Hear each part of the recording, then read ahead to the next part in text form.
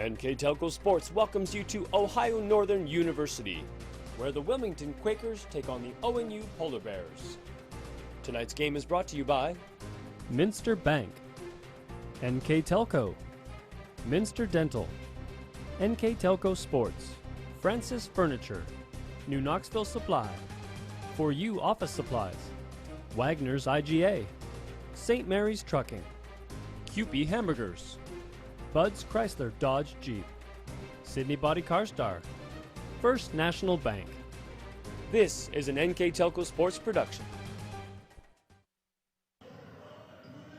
Good evening, ladies and gentlemen, and welcome to NKTelco Sports. I'm Dennis Henshin. My partner here tonight is Jeff Henshin. We're coming to you tonight from Ohio Northern University, the Ohio Northern Sports Complex, and we're here on the Joe and Margaret Campoli Court for tonight's OAC battle between the Wilmington College Quakers and the Ohio Northern Polar Bears. Jeff, two teams maybe going in the opposite direction here lately. What do you think? Well, Wilmington on a three-game losing skid, so they're looking for definitely to stop that skid. They're also near the bottom of the OAC standings. As we near the end of the season, they're trying to fight for that final spot. Wilmington did defeat Ohio Northern earlier this year, so they do have that in their momentum, if you will, but they're going to have to come up here to play a Polar Bear team, as you mentioned, somewhat going in the other direction. They've won 3 out of the past 4 games, played a very good Baldwin Wallace team John Carroll last week, held them under their average defensively, lost a close battle. So Ohio Northern has been scoring the ball as well here at home especially. So good things working for Ohio Northern, playing at home and been very offensively gifted recently. And the Quakers looking to stop that 3-game losing skid and try to stay in the hunt for the 8th and final OAC spot. Yep, an important game for each team as they're vying for those tournament slots, maybe even for Ohio Northern to get a home court tournament game. So we'll be right back after this message with the tip-off and the starting lineups.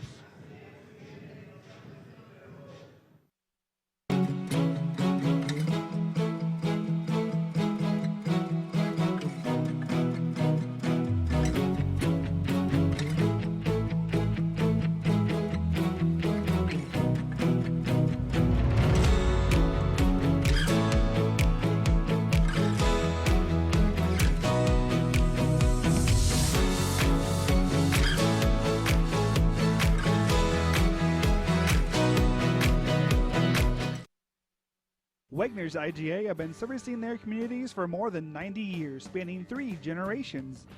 Wagner's founded their business on 2 basic principles: excellent customer service and quality products. Visit all our locations and experience the finest selection of deli, fresh meats, and a variety of beverage choices. While there, don't forget to check out our vast selection of fresh coffee beans, produce, dairy, and bakery items. Visit Wagner's today in Minster, Fort Laramie, and now New Bremen.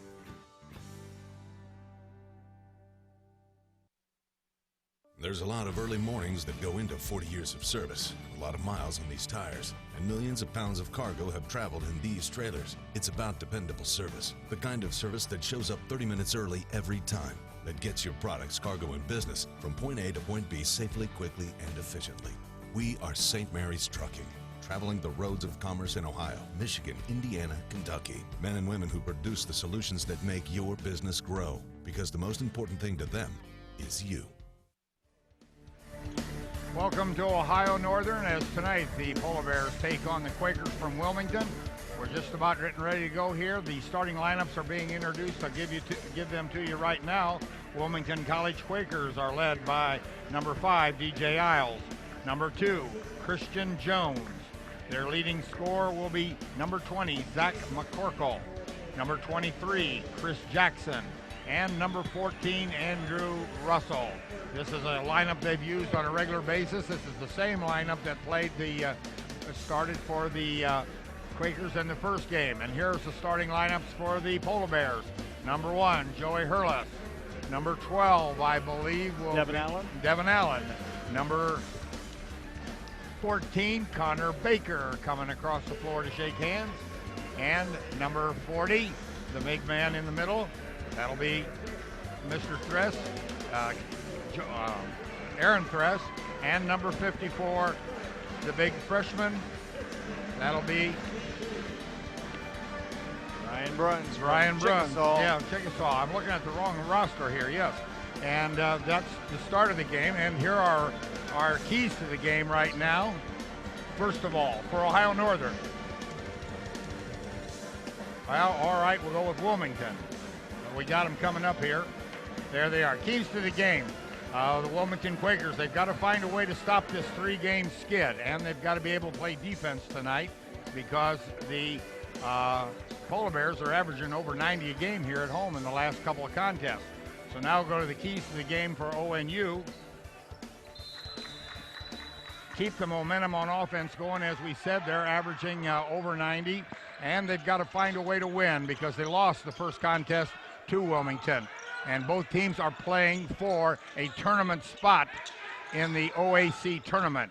Home court is advantage for the Polar Bears, and just to get in is a challenge for Wilmington.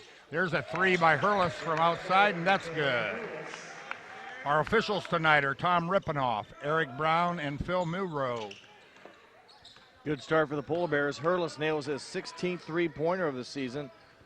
Not known so much for his shooting, but more for distributing the basketball. He's leader in the nation with assists, averaging over 8 assists a game. Full court press there by the Quakers. Kind of a passive, more of a threat to get it inbounds. Quickly comes across the line. Kristen Jones scored the bucket in the Quakers' first possession. He averages just over 12 and a half points a game. Hurlis has it, looking up on top, directing traffic over to, well, they're looking inside. Now it's back for a lob inside to Bruns, and Bruns has it for an easy deuce. Good assist from Thresh. Those two have worked well together, top down, using their size. Nice pass and good catch by Bruns. 5 quick points for the Polar Bears. Jones has it, coming back to the right side, and we're going to have an illegal screen, I believe, on number 20, Zach McCorkle. It's a big foul early on. He's our leading scorer at just over 14 points a game. Picks up his first foul in basically the first minute and a half of the contest.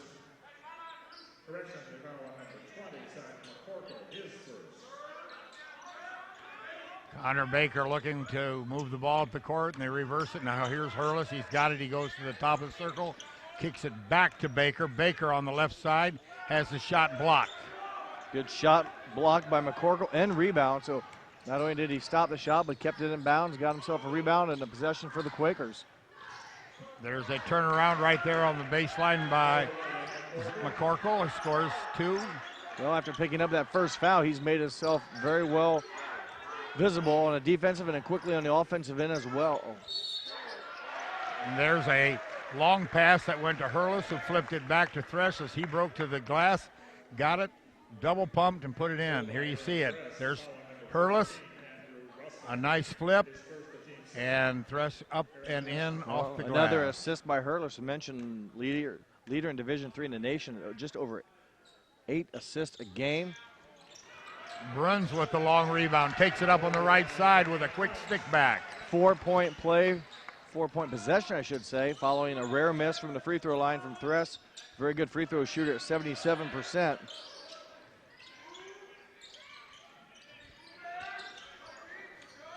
Drive there by Isles. Kicks over to McCorkle. Back to Isles. And Isles is going to be fouled there by number 1, Joey Hurlis. That'll be the first on the Polar Bears.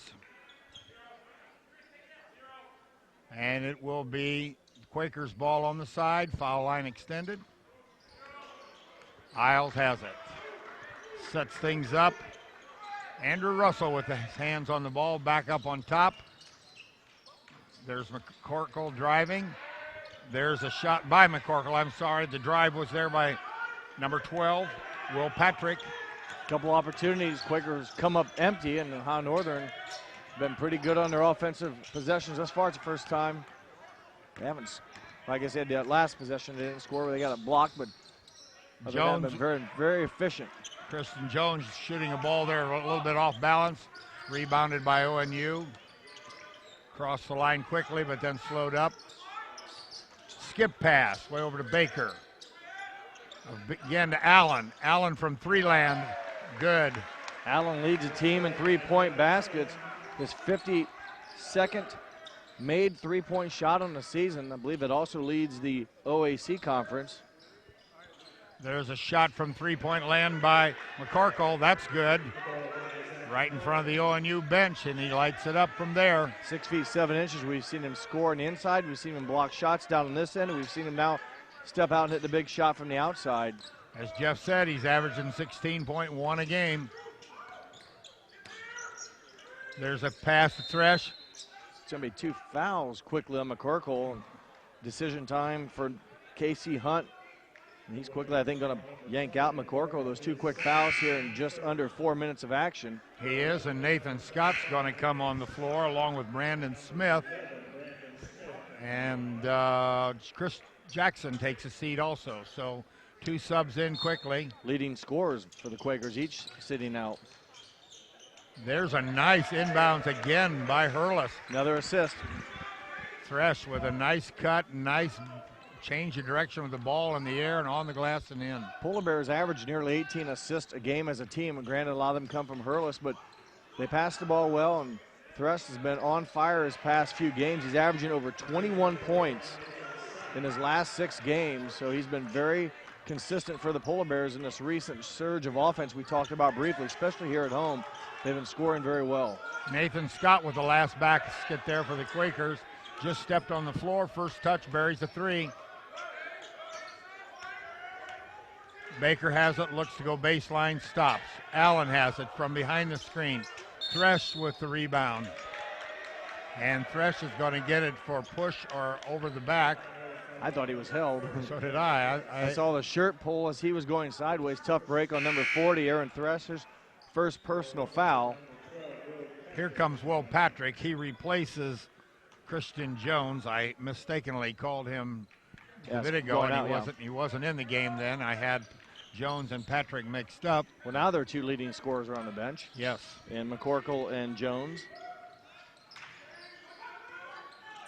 Open post offense for the Quakers. There they pull the trigger from the left sideline, and that's shot by Russell, and he's fouled by Bruns, and he's going to go to the line to shoot 3. So First foul on Bruns, team foul number 3. Bruns kind of throwing up his hand saying, man, I don't know. I didn't touch him. If I did, it wasn't much. Very good free throw shooter is Russell. Although he's only attempted 16 free throw, he's hit on 13 of 16 for 82%. I should say just under 82%. As a team, the Quakers shooting very nicely as a team from the free throw line, 73%. And if there's one Achilles heel in this Ohio Northern's offense, it's maybe the free throw shooting as a team, just 66%. So we got a couple of subs stepping on the floor for ONU. Ryan Fitzhands is going to step on the floor, and so is Joey DiOrio, number 22. Travis Fitzhands averaging just under 10 points a game. DiOrio averaging just over 3.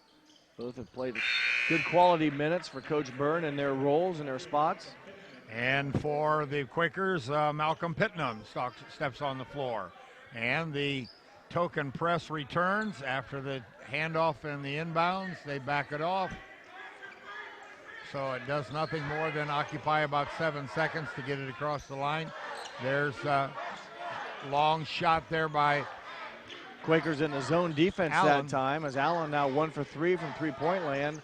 But the Quakers that time, that trip in zone defense.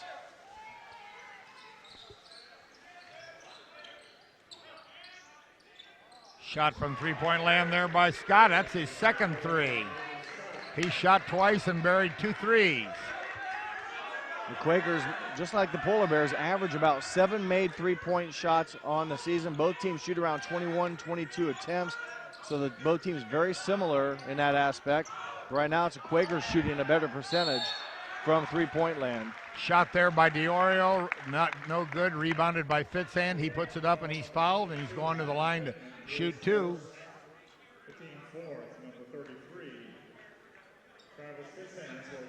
So Travis is going to step to the line for his first attempts tonight. Travis is shooting just over 50%. Yeah, 52% for the year. Here you got the shot there. Well, there's the long. A short rebound. He reaches back, snatches it, all in one motion, puts it up. So nicely converts very quickly there. Fitzhand's averaging just over 5 rebounds a game in 22 minutes of action and hit 1 of 2 free throws. There's a jumper from the inside the circle by Scott, no good. Perlis quickly up the floor, into the paint, kicks it back out. Thresh across the lane, up, shots good, foul, going to the line. Not sure if Perlis will get the assist there with the 2 dribbles that Thresh took, but boy, nonetheless, points are scored. And we got a timeout on the floor. It'll be a full, I believe, and we'll be right back after this message.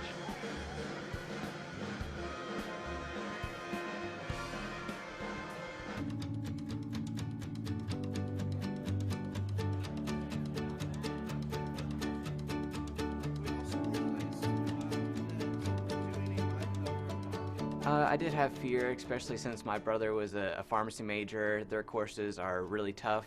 And then as I started in the engineering program, I quickly learned that not all the material was that easy, especially since I had no experience. But it was mainly just my hard work ethic and the professors wanting to interact with you, constantly reaching out to try to help you, that kind of eased my mind a little bit.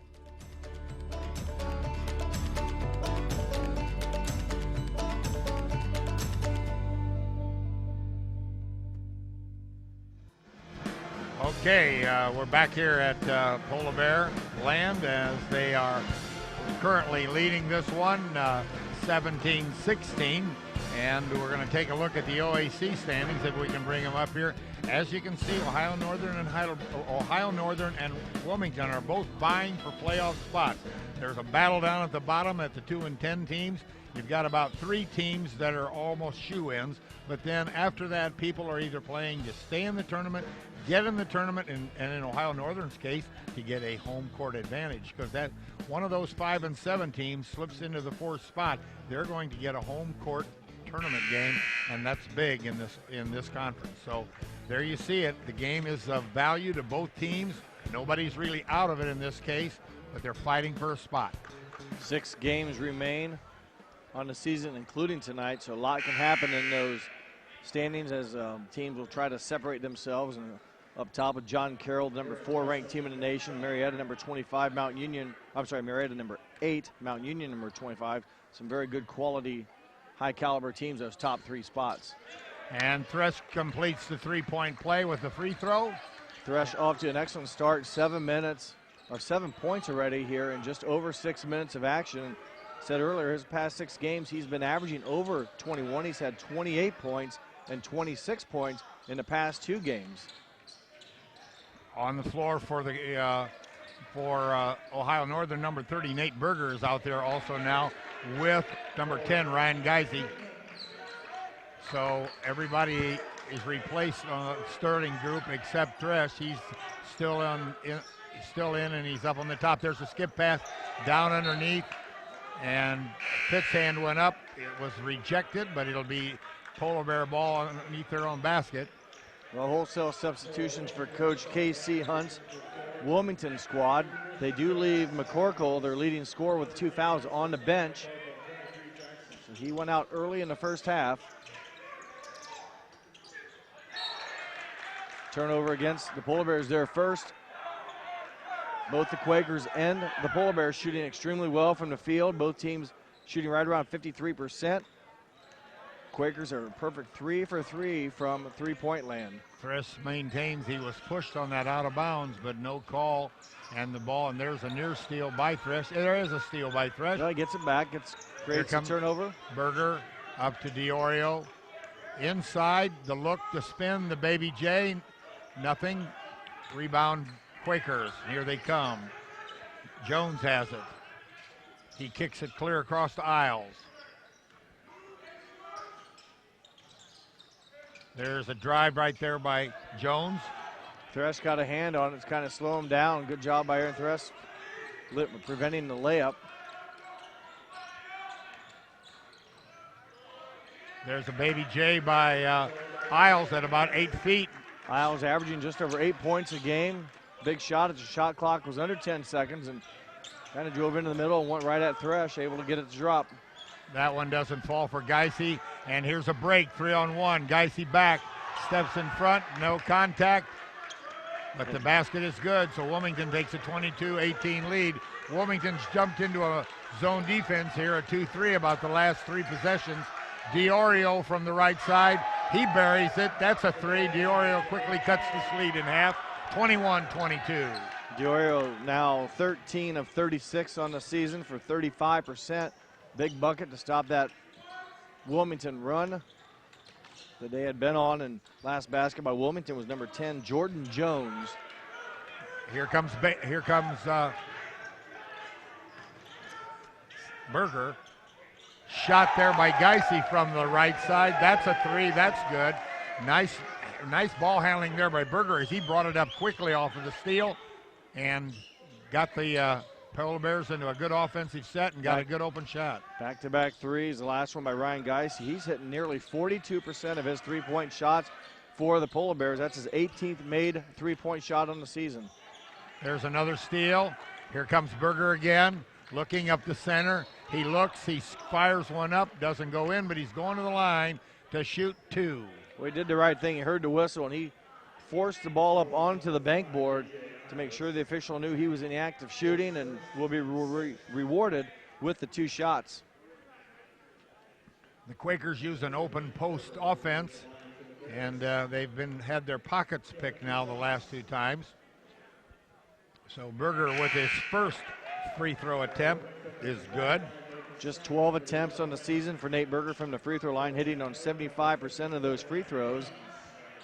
Thresh sits down and Bruns returns for the Polar Bears. First break for Thresh as he plays nearly the first 10 minutes, gets 9+ minutes in the books. And he completes the foul shots as he gets the second one to drop likewise. 26-22 in favor of the Polar Bears. Well, when Quakers jumped out to the lead, Ohio Northern's come back now with a couple triples and now also on defense have gone to a zone defense. So both teams have tried to come up with a stop for each team's offense. Both teams shooting the ball very well. There's another turnover steal in the center, and once again Berger has it. 5th turnover for the Quakers and probably 4 almost back-to-back. There's Geisey from deep. DiOrio's no good. He gets his own rebound. Up again. No good. Rebounded there by the Quakers. Did he get hit? Geisey almost got fouled on the three-point shot. They're going to call it on Ohio Northern with a tap of the arm. It looked like Geisey really got pushed on the box out. Okay, so we have a timeout on the floor, and that will be just a 30. So we're going to stay here, folks, and we're going to just take a quick look at the list of sponsors that are bringing you tonight's ball game. I want to thank the people at Wagner's IGA, St. Mary's Trucking, Minster Bank, Minster Dental, NKTelco Sports, NKTelco, Francis Furniture, Fowler's TV, New Knoxville Supply, Orthopedic Association of Southwest Ohio, 4U Office Supplies. Our scoreboard sponsor is First National Bank, think first. Our replay sponsor is Sydney Body Car Star. And our keys to the game were brought to you by Bud's Chrysler, Dodge, Jeep, Ram, and Salina, where the dealer makes the difference. Those are the folks that are making this broadcast possible. We thank them, and we hope that you will too. Some pressure, but Berger has it, and it's brought up easily. DiOrio has it. He looks for someplace to go. Now over to Geisey on the right side as it comes back to Berger in the middle. Berger sets up the offense for the Polar Bears. Shot clock down to 7. He pulls back. That's off the right side. Geisey is going to get a holding foul on Wilmington as he was Fitzhands in there was held. Fitzhands got the hold, yes. He had a smaller guy on him, and Fitzhands a powerful size man. Advantage. Yeah, strong and able to draw the foul and get some credit now for a 1-on-1 opportunity. The 7th team foul against the Quakers. Christian Jones enters the game, and he replaces DJ Isles. Still, they sit Zach McCorkle on the bench. He's at first chair, if you will, but not playing a trumpet. Not getting any action there, though. So Fitzhands misses the first end, so points left on the court by the Polar Bears. Over to Patrick. He looks and gives it up. There's a drive right there by Scott, and it falls in. Scott's had a nice night. He's hit a couple triples and now a driving bucket over a couple defenders, his 8th point. Man-to-man defense, so now again by the Quakers. I think they switched back from the zone last possession, went man-to-man, and Ohio Northern had to kind of force a shot at the buzzer to get one off. Diorio's hit a couple. Diorio from outside the arc, foul line extended, another tray. So Diorio, is that his second? Second three-point made today, yes. There's a three from deep, and that goes down for Andrew Russell. So I'll match you. Back in his zone for the Quakers. Inside to Bruns. Knocked away, flipped out, but Berger has it. And we're going to have a reset the shot clock. Evidently they felt that the Quakers had possession on the save. It looked, well, Ohio Northern will take it. They get the ball back in a fresh shot clock. I assume that's what the call was. Nice step through. There's Berger with a drive from the right side, got his own rebound, goes up, nothing. And the rebound comes down to the Quakers. There's a ball kicked away, stolen by Geisy. He comes, looks over to Berger. Berger underneath, got hammered. Not for sure if there was a kick violation. I know that you can inadvertently, quote, kick the ball, and it's live. There was something weird. I don't know if it went off of somebody's knee off and of then Berger's then knee off of or Berger's foot. It could have been. Yes. Yeah, maybe it was off the knee. Nonetheless, Berger's been active here. He's yet to kind of get rewarded for it. He's missed a couple shots on the inside, but he's gotten to the basket. Hits his first free throw here.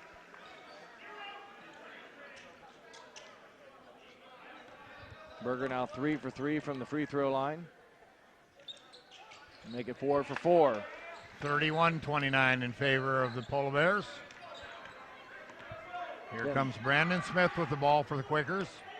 Polar Bears hitting on 11 of 16 shots. That's just under 69%. They've only missed 5 shots. They've hit all their three-pointers, 4 for 4. And there's another three. 5 for 5 from beyond the 20-foot, 9-inch mark. Andrew Russell buries it deep in the corner. Oh, there's another lob inside on the front edge to Bruns. Bruns gets an easy deuce. A nice pass from Fitzhands from outside. Saw Bruns had a nice post up, gave him a nice pass, and Bruns did the right thing quickly, kept it above his head, and was able to get a shot off before the defenders could even recover. And there's a shot that's short. Bruns has the rebound. Here comes Berger. Bruns, got a little bit too close maybe. Couldn't find the iron back. There's a near pick your pocket from behind.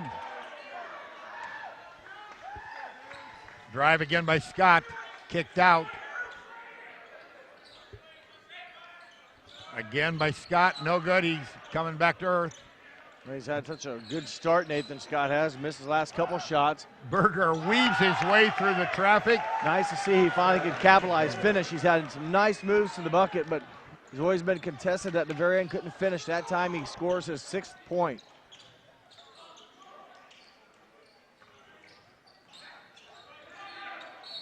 And there is a foul on the shot there by number 2, Christian Jones. And he's going to be fouled either by Diorio or Fitzhands, and I'm not sure which. Diorio, and Bruns had to block to make sure it didn't go in.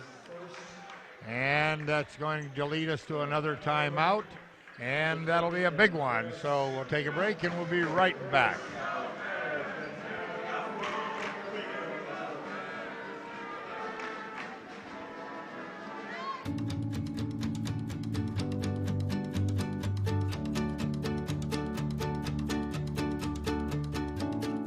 Northern University has always had a strong relationship with the Village of Ada. Because of this, I was able to write a community EPA grant for a composting facility to better handle the food waste at both the university and the Village of Ada. Throughout my research, I identified multiple issues that are facing both the university and the Village of Ada. The main being the amount of food waste that's traveling to the wastewater treatment facility, entering their anaerobic digester, which is causing for unnecessary maintenance of the anaerobic digester. I'm thankful I was able to attend Ohio Northern University, where both the administrative staff and the professors support students in their passions in life.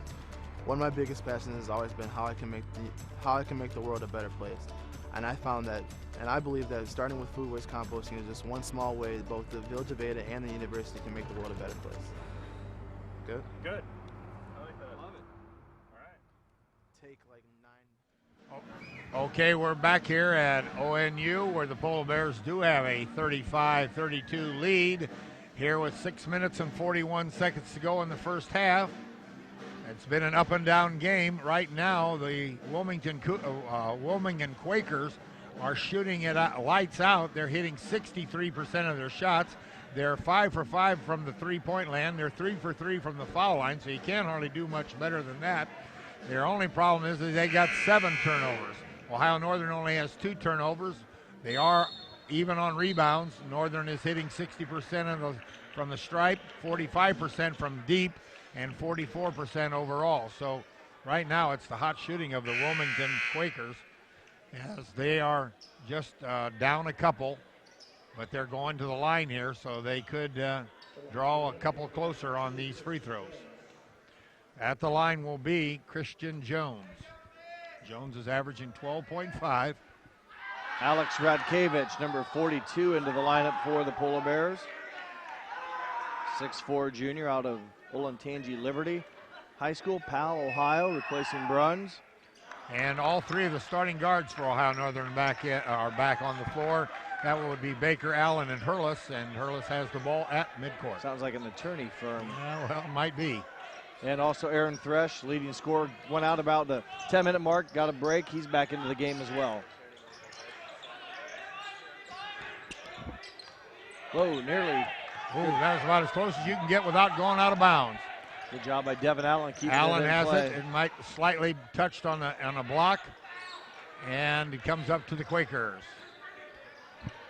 Here comes Jones. There goes Smith, and Smith completes the shot on the layup. 35 all.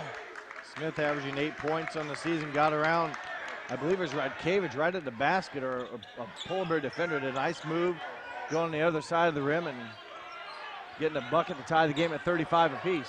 Quakers back into that zone that they've kind of flipped around here a little bit from man to man. Hurlis looks inside. Radkevich has it, kicks it back out. Baker from the top of the circle, long rebound. Radkevich did a nice job getting the ball, rebounded, and Polar Bears will reset. Hurlis from 3 on the left side, no good. Thresh has it, and it's off of Thresh, out of bounds to Wilmington. Both Thresh and Christian Jones battled for the rebound. Thresh, the decided advantage with height, over 7 inches over Jones, but kind of got bumped a little bit, didn't have a great angle at it, and goes off of his hands, and the rebound will go over to the Quakers. Brandon Smith running the offense here for the Quakers. Northern is in, I believe, a zone. 2-3. There's a shot from the right corner. That's good. That's only a 2-pointer, but that ball goes down by Chris Jackson, and he gets a nice deuce. His first 2 of the game. Another run by the Quakers as they have outscored Ohio Northern here to take the 2-point lead. And again, they just continue to shoot the ball very nicely from the perimeter. Going to have a timeout here for Ohio Northern. That'll just be a 30-second timeout. We'll kind of stay here. We'll run quickly through our sponsors once again. Just to remind you that the keys to the game were brought to you by Bud's Chrysler, Dodge, Jeep, and Ram in Salina, where the dealer makes a difference. Our replays are brought to you by Sydney Body Car Star. Our scoreboard sponsor, First National Bank, think first. For You Office Supplies is one of our sponsors. Orthopedic Association of Southwest Ohio, New Knoxville Supply, Fowler's TV, Francis Furniture, NKTelco, NKTelco Sports, Minster Dental, Minster Bank, St. Mary's Trucking, and Wagner's IGA, sponsors of tonight's broadcast as we're coming to you from Ohio Northern OAC basketball in a very, very competitive league. Polar Bears 8-11 overall, 5-7 in the OAC. Wilmington 3-14 overall, 2-10 in the OAC. As again mentioned, both these teams playing hard to get that playoff spot, and a good play, if you will, out of the timeout. Yes, I don't know if it's any more than a play, but they tried to double team the ball at the top, and Rakevich had it. He saw the cutter from the sidelines going in, delivered a nice pass, and Rakevich gets that rebound also. So here it comes. Allen has it, looking ahead to Hurlis. Hurlis sidesteps one man, curls the ball up and underneath on the left side. Nice deuce in a hurry. 5 points for Hurlis to go along already with 3 assists and consecutive good possessions for the Polar Bears. And there's a shot again from three-point land by Russell, no good. The inside stick back was no good, so the Polar Bears come down with it. Here comes Hurlis. He lost the handle, and now we say who's got it, and it will be Polar Bear ball underneath their own basket. Well, the Quakers, after starting off the game a perfect 5 for 5 from three-point range, have missed their last 2 three-point attempts, and even the last possession got the offensive rebound from very close range, could not convert. So break for Ohio Northern as they would try to score this possession, make it hurt a little bit, and put their lead back up to 4.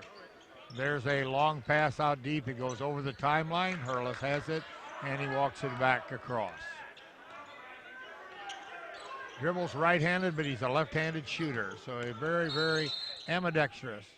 And we're going to have foul on number 14, Andrew Russell, playing defense on Thresh in the center. Didn't see it, but he gave the elbow up sign, almost like he was probably using the forearm bar, and a little too much. Tom ripping off the bottom official called that one. And Thresh goes to line to shoot 1-1, and he makes the first.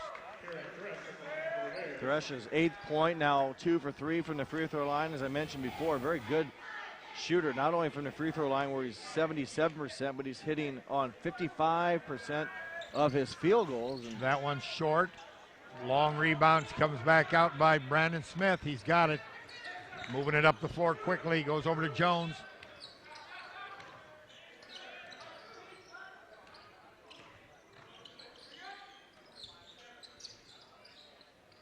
Ball on the left side, now back to the top. Shot from the right side, long off the mark there by Russell, rebounded by the Polar Bears. No good by Hurlis. Follow up nicely by Baker with an easy tip in, not a tip in, but a stick back by a guard. Always a good idea. You don't want your opponent or your teammate to miss a shot, but with the Quakers going at Hurlis, both defenders slid under the bankboard. No one boxed out Baker. He's there for the easy miss or the easy putback, if you will, unchallenged. And there was a shot underneath that was challenged. No, couldn't do anything with it. Quickly Hurlis to the top of the circle. Looks, oops, he had that one snatched away. Here goes Russell. Russell going up and in with a big right hand. And we've got a timeout by Ohio Northern. The 2:28 to go. We're going to stay here. Timeout by Wilmington, the 30-second timeout. Okay, I'm sorry, got it. Wilmington got a nice layup, as you see another look at it right there. But that bucket is something they needed. They hadn't scored in a while and had missed some shots. I mentioned they've now missed 3 in a row from three-point land after starting 5 of 5. And we talked at the last time out, they were shooting over 60-some% from the field. And, well, just in those few possessions where they've missed, now it's down to a very good 55. But boy, a little bit off of that torrid pace. Yes. And Ohio Northern's shooting at 44%. Just like to remind you that replay was brought to you by Sidney Buddy Carstar. And it'll be Polar Bears ball underneath the Wilmington basket, so they're going to have to bring it full court. Last possession, Ohio Northern had the turnover, just their 3rd of the game. Wilmington with 7. And Wilmington back to his own defense. There's a nice... Boy, how'd that happen? I don't know if Radkevich drew the attention and screened basically for Thresh, but I believe it doesn't get too much easier than that. And a nice entry pass, and Thresh finishes, but give Radkevich a little asterisk there as helping that play develop. Yes, he did. Okay, right now Patrick has it. He throws it inside. That shot is knocked away by Jones. Actually, Radkevich got a hand on it, I think. Unfortunately, it fell right back into Jones's hand, and then he's able to get a shot off, and a foul goes against Radkevich, his first. That last bucket by Thresh, he is now in double figures. He only scored in a game at double figures with 10. So Jones makes the first one there. That gives him 4 points on the evening. He averages just over 12 and a half points a game, 77% free throw shooter for the Quakers, hits both of them. Kind of a high offensive pace here. Ohio Northern comes in averaging 80 points a game. They've scored more recently, especially here at home. The Quakers averaging 73 points on the season. Skip over to Allen on the left side, and he buries a three. Put her in the book. Too much time. Doesn't need a lot, but boy, when he's set, he's automatic. His second three-point basket of the game. Again, he comes in averaging or leading the team in 3 points baskets made with now 53. There's a 2-point goal by Will Patrick as he pulls up just inside the line and buries that one. Kavich and Thresh are the bigs. Out here with Connor, Baker, Allen, and Hurlis. Foul away from the ball as Allen was cutting. They held the wrong guy. You don't like to send Devin Allen to the line. Yeah, I'm not sure what I meant to say. Allen's the one that got fouled. He's been a very good free throw shooter for Ohio Northern. Yep. Back to the game against last Wednesday here where he hit 10 of 10 against Otterbein. I think the first time they played him, he hit 13 of 13. He went 23 for 23 against Otterbein and continues to shoot the ball real well. Is right around 90% coming into the game, and to make both of them here. Yeah, he is the he's the I'll call it the on-demand foul shooter. So nice to have one of them in your repertoire, and he calmly hits both those shots. As mentioned, he now has 8 points. He averages just over 12 a game. Pittman with a shot. It trickles home there, so Malcolm Pittman gets a deuce to fall down. It was contested, but it got down. Well, Northern will have to get a shot off here. There's too much time between game and shot clock. Skip pass there to Baker from Allen. There's a drive by Hurlis.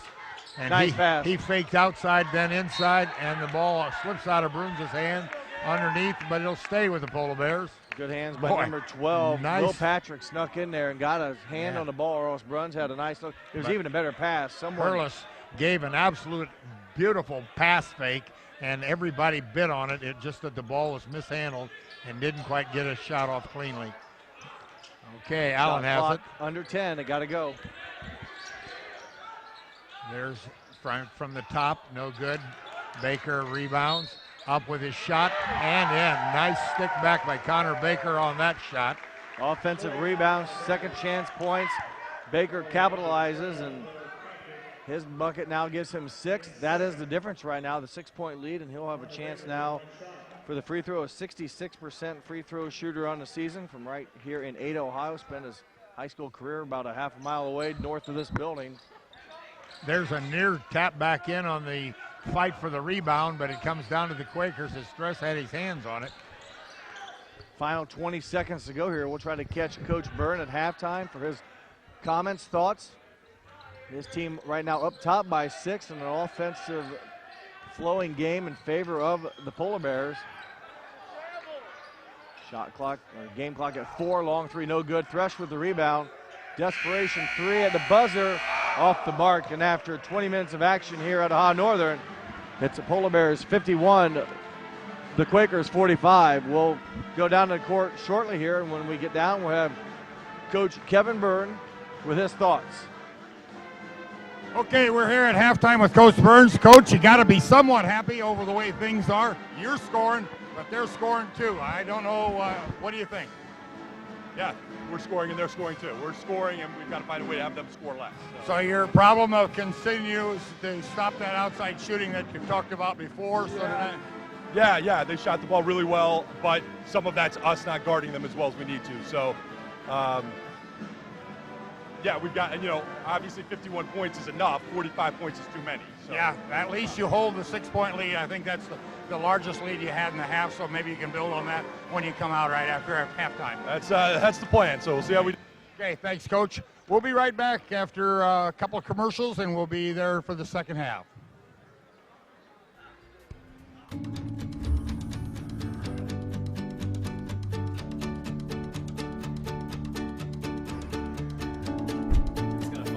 First years here at ONU were very interesting, and my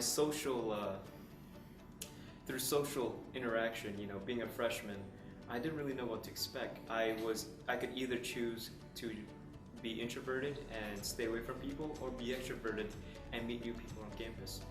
Obviously, I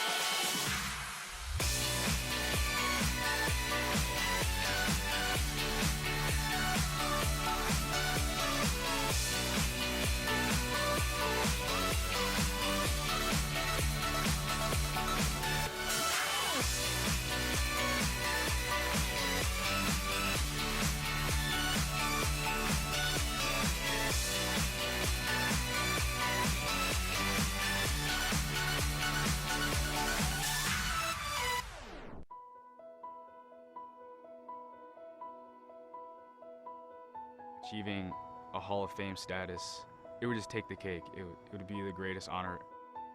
They put in rigorous hours to become not just a great student, but a great athlete, a great person, and obviously it's paid off.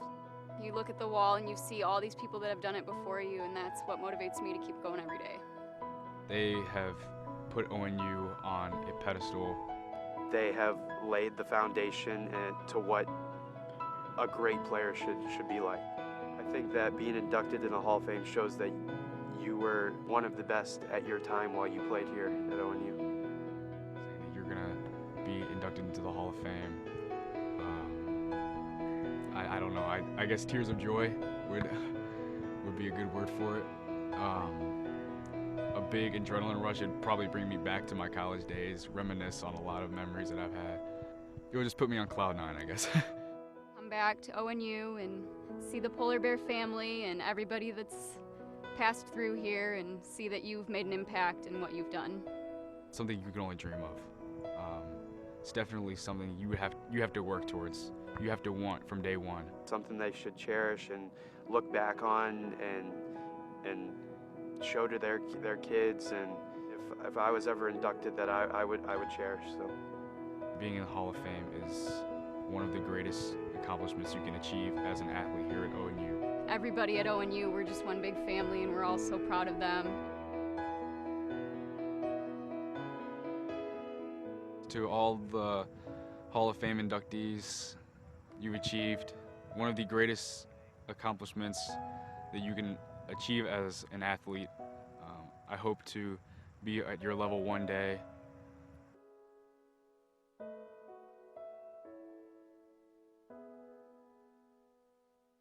Congratulations, and good luck at the ceremony.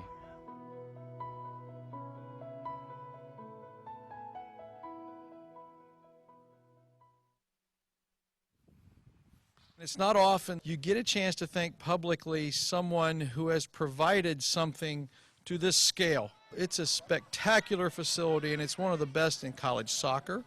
It's one of the best in track and field anywhere. A great day for us to be able to gather together and thank the Kirscher family for their generosity and their support of our sports. Kirscher Stadium, home of Ohio Northern's men's and women's soccer team and men and women's outdoor track team, is now one of the finest soccer track stadiums in the nation. The stadium not only serves the university, but provides a first-rate facility for the entire West Central Ohio sports and recreation community, and we are very, very proud of that. And we thank Bob and Barb because now the dream of a first-class soccer and track stadium is truly a reality. So please, everyone, join me in expressing our deep gratitude and sincere appreciation to the Kirschers for their generosity and their love of Ohio Northern. We thank you.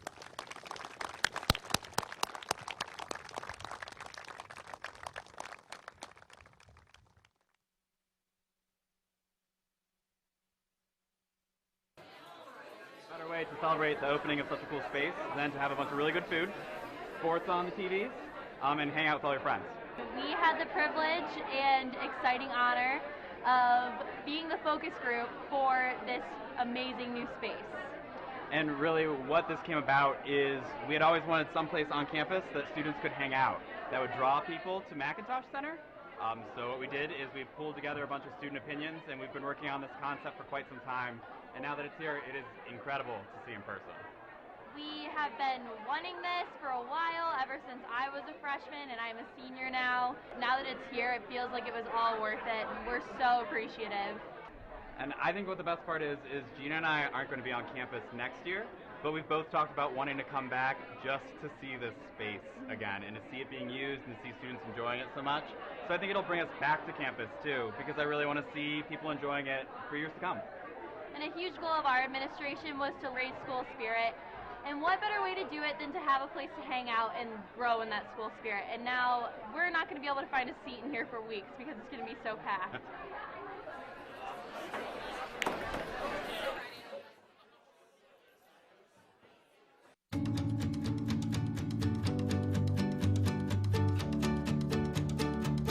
Whenever I first got here, I was from a big city. I was from Pittsburgh, so it was a lot different whenever I first came into this small little town. For 4.5 hours, my mom actually tried to talk me out of it, and that was my 4.5 hour drive here was, don't go to Ada, don't go to Ohio Northern. It's a small town, but I got here, stepped out of the car, and walked onto campus, and I looked at her and I was like, this is it, this is home. So I've been here for 4 years. I have fallen in love with the town. It has so much charm. It's not what you expect it to be, but it's everything and more.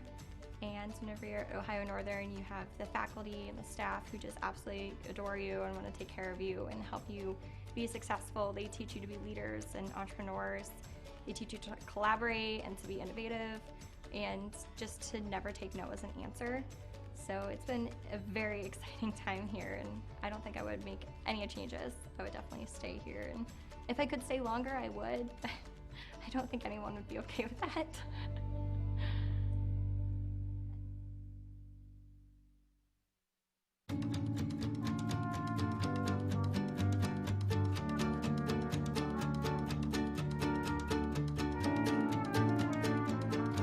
Even though ONU is a small school, I've been able to see a lot of the world through the travels through the music department.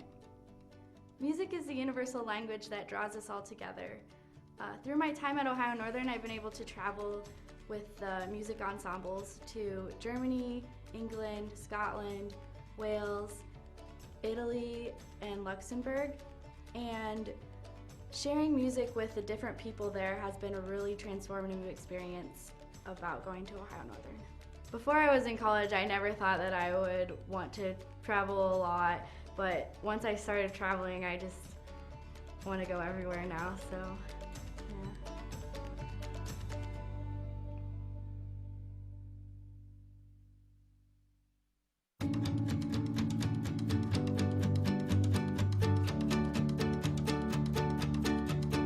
Right now, as it stands, there's no criminal punishment for human trafficking of children for the purposes of adoption, and that's what I did my seminar paper on. And I was able to reach out to some people and give a proposed solution to the human trafficking in Cambodia. So it was something that I never would have thought myself to divulge in, but given the opportunity, I jumped in head first. I'm not sure where I will go after law school, but I know that ONU has paved the highway, and there's 8 different turns, and they've prepared me for whatever turn that I take.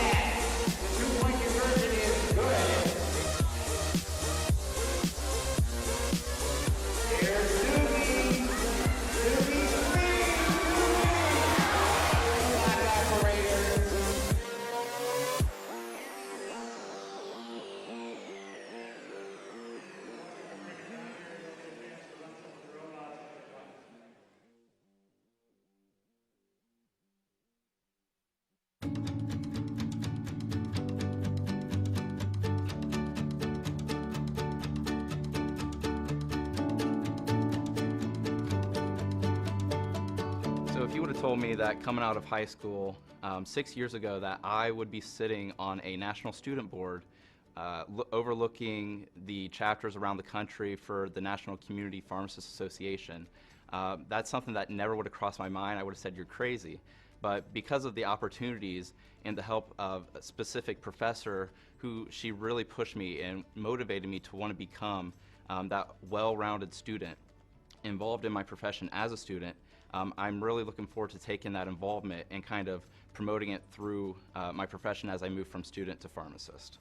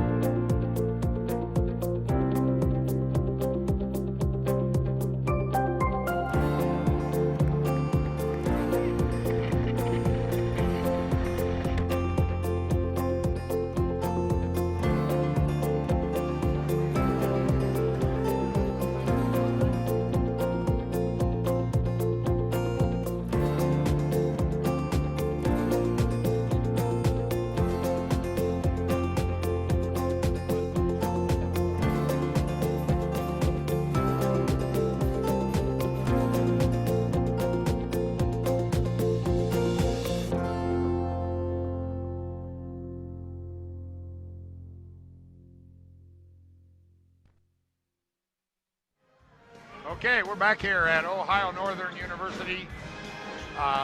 Joe Campoli and Margaret Campoli Court, and the Polo Bears are leading this one 51-45. Now here's Jeff with the statistics from the first half. Well, very good shooting performance by both teams, especially Wilmington. 17 of 31 from the field. That's good for 54.8%, nearly 55% of their field goals they hit on. A very good three-point shooting, also 5 of 9. That's good for 55%. Now, however, they missed their last 4, so they cooled off a bit towards the end of the half. 6 of 7 from the free throw line. Flip over now to the Ohio Northern. Not too bad either from the field. 18 of 38. That's good for 47%. Hit on 6 of 15 threes for 40%. Left some points on the foul line. Just 9 of 14 for 64%. As a team, they're shooting at 66. Mentioned that earlier. That could come back at some points in these games to haunt them a bit. Rebounding margin pretty even, and the Quakers have committed 4 more turnovers than the Polar Bears in that first half, and pretty much an even game. Ohio Northern had the biggest lead of the game at 8, way back in the first half with about first 4 minutes into the game, and the Quakers had a 4-point lead. Ohio Northern right now up by 6, and are led in scoring in the first half by Aaron Thresh with 10 points. Joey Hurlis having another good floor game, 5 points, 3 assists. As he again runs the offense for the Polar Bears, and Polar Bears will be on defense first. Okay, and here they come across the line, and Isles has it. Starts the offense. It's the starting units that started the game. There's a drive right in there by McCorkle. He kicks it out. A long rebound jerked down by Baker. You mentioned McCorkle. He's their leading scorer. He played 4 minutes in the first half. He got 2 quick fouls. They put him on the bench. His team now trails by 6, so kind of they were able to hang in there without their leading scorer, and he's fresh here in the second half with just the 2 fouls, only playing the 4 minutes. There's a drive and a kick and another shot by McCorkle from the side, and that's good. So 55-45. That's wrong, 51-47. They put it in the wrong spot. It'd been nice the other way, yeah, but doesn't always work that way. McCorkle now with 7. Allen over there on the left side and looks inside to Thresh, who now squares, faces up, pounds it, spins, short, rebounded by the Quakers. Here they come. Thresh has missed his first 2 shots here in the second half. He was 4 for 6 in the first half. He's opened up the second half, missing his first 2 attempts. McCorkle drives into the key area. Looked like he had stepped on his foot wrong. I thought he was hobbling just a little bit, and there is a ball knocked out of bounds. I don't know if somebody lost the handle or if it was a block, but it's going to stay with the Quakers underneath their own basket. And DJ Isles is going to inbounds it for the Quakers.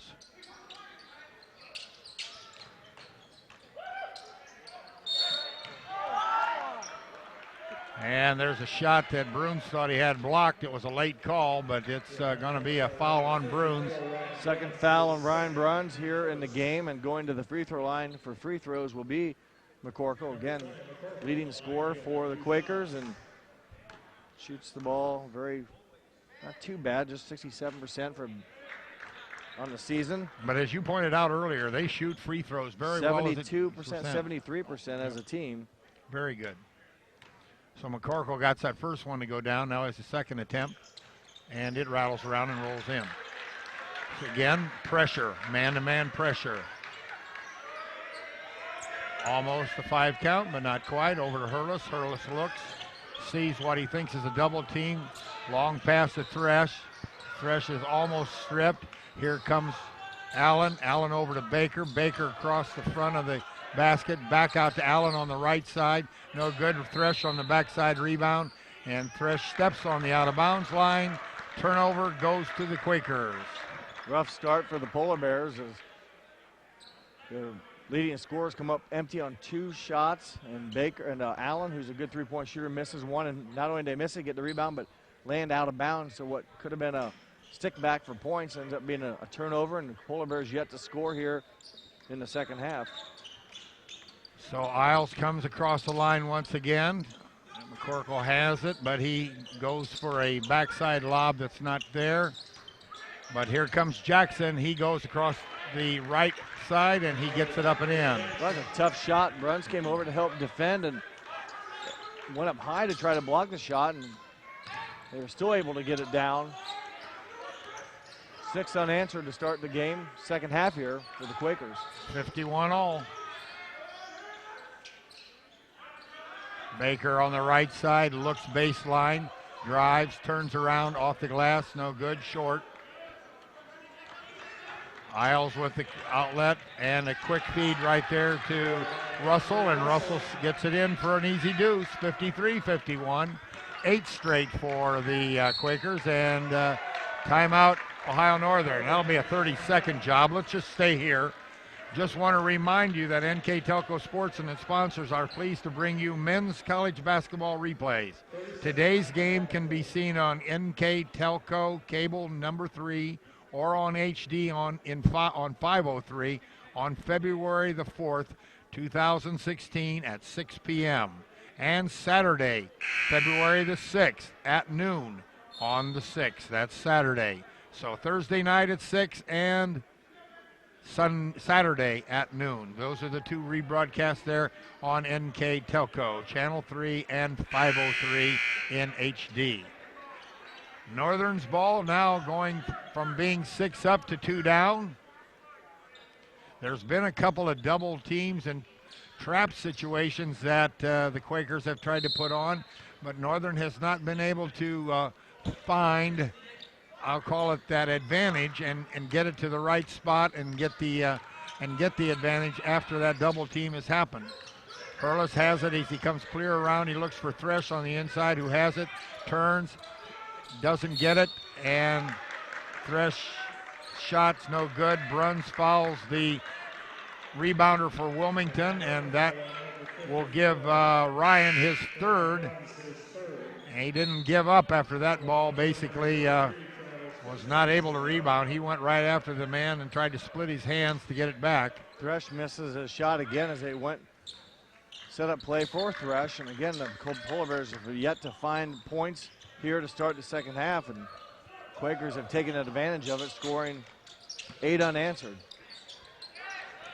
Make it 10. There's a lob right there to McCorkle that got up and over. And there is a foul as Thresh was double teamed, and they put a pinch on him, and it'll be on the outside, number 5, DJ Isles.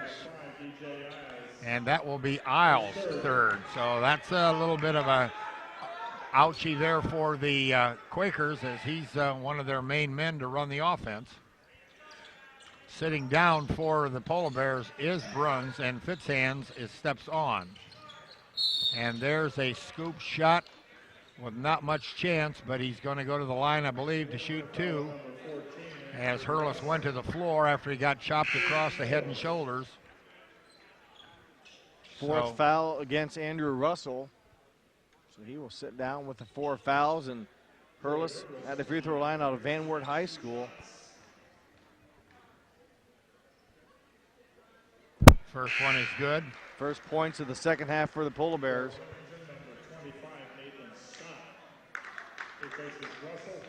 So Nathan Scott steps on the court for Russell, who, as Jeff said, has 4 fouls. Hurlis' next attempt is no good. Rebound goes to the Quakers.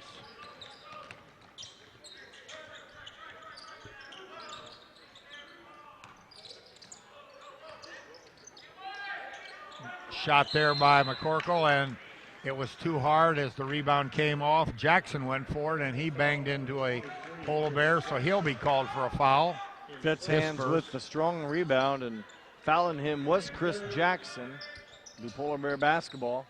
They still need to find their first field goal. They got the free throw from Hurlis the last trip. The trail by 3. Now the ball is in Hurlis' hands at the center. He puts a bounce pass down to Allen on the left side, and nothing happened, so it brings it back out.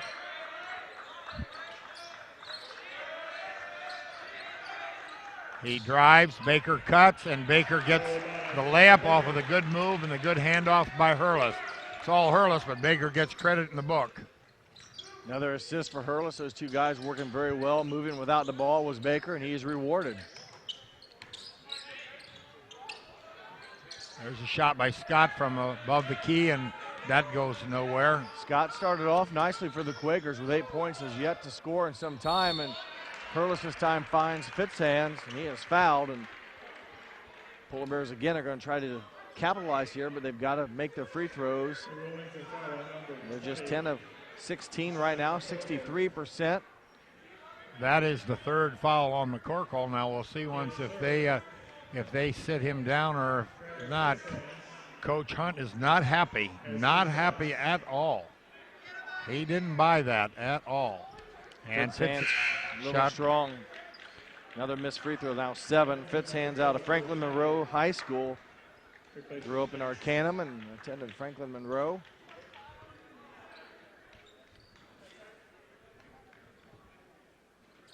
Fitzhands' next one is good. His second point on the night, both coming via the free throw. Now 2 for 5 from the free throw line, and the game is tied. So Polar Bears, after giving up like the 8-0 run basically to start the half, have at least got it tied again. Yes.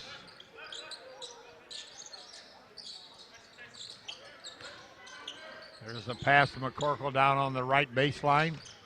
He got the ball knocked away, goes to Scott on the left side.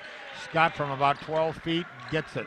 Well, he picked up the loose ball, and after I mentioned he'd been kind of quiet since the beginning of the game, right spot, right time, and more importantly, knocks down the 12-footer. He isn't now in double figures with 10 points.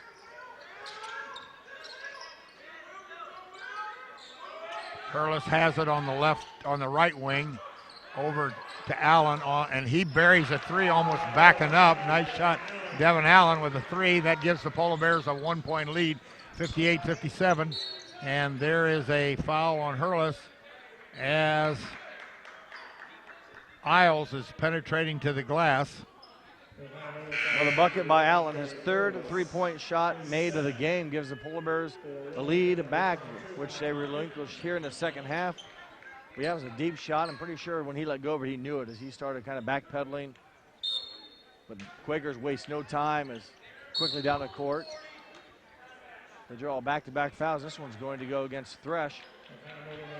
So 2 quick fouls for the Polar Bears. Their 4th of the half. Each team with 4 fouls. Just a second on Thresh. There's a shot underneath, but Fitzhand, I believe, got part of that. The shot went up by Scott. Baker has it. Thresh has it to Fitzhand, and Fitzhand is blocked from behind, but he's fouled. The foul will go against number 12, Will Patrick, and that will be Patrick's 3rd. Another nice pass from Thresh up top, down low. Could see the court very nicely, and Fitzhands If it wasn't for the guy from the Quakers coming backside for defense, he had a good look at the basket. Fitzhand's first attempt is no good off the iron.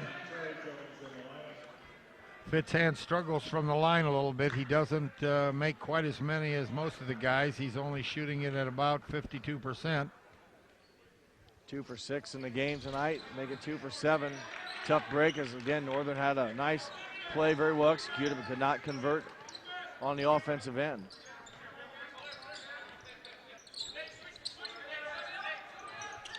Three-pointer there by Smith. Long rebound. Allen has it. Brings it across the line himself. Keeps looking. Hole in the center. Penetrates. Block. Baker knocks it free. Baker up on the left side. Nice. Pick up. Made the steal. Picked it up. Put it in. Good heads-up play by Connor Baker.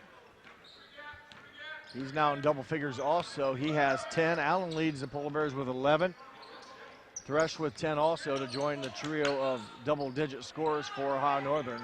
Zone here by the Polar Bears. Skip pass there. Fitzhand got his hand on it and knocked it out of bounds. The Quaker ball over here on the left side, and there'll be a timeout on the floor as we pass the 14-minute mark, and that'll be a TV timeout, so we'll be right back after this message. At Minster Bank, we understand that life can get hectic. That's why when it comes to your banking, we offer the services that make your life simpler with tools like person-to-person payments, Pop Money, mobile and online banking, and bill pay. But most of all, Minster Bank is a supportive member of your community with personal relationships and customer service that reach outside of our branches. Minster Bank, helping people achieve financial success. You owe it to yourself twice a year a checkup at Minster Dental Care. Our specialized doctors, Jim Overman, Jim Myring, Sean Sharp, and Philip Slunkowski, are ready to give you the smile you've always dreamed of at any stage of your life. Pediatric, orthodontic, restorative, and cosmetic dentistry are just a few of the services offered. Our latest advancements include CEREC dentistry that allows us to create and deliver a crown in one convenient visit. We're located on State Route 66 in Minster, 419-628-3380 to schedule your appointment today. You owe it to yourself.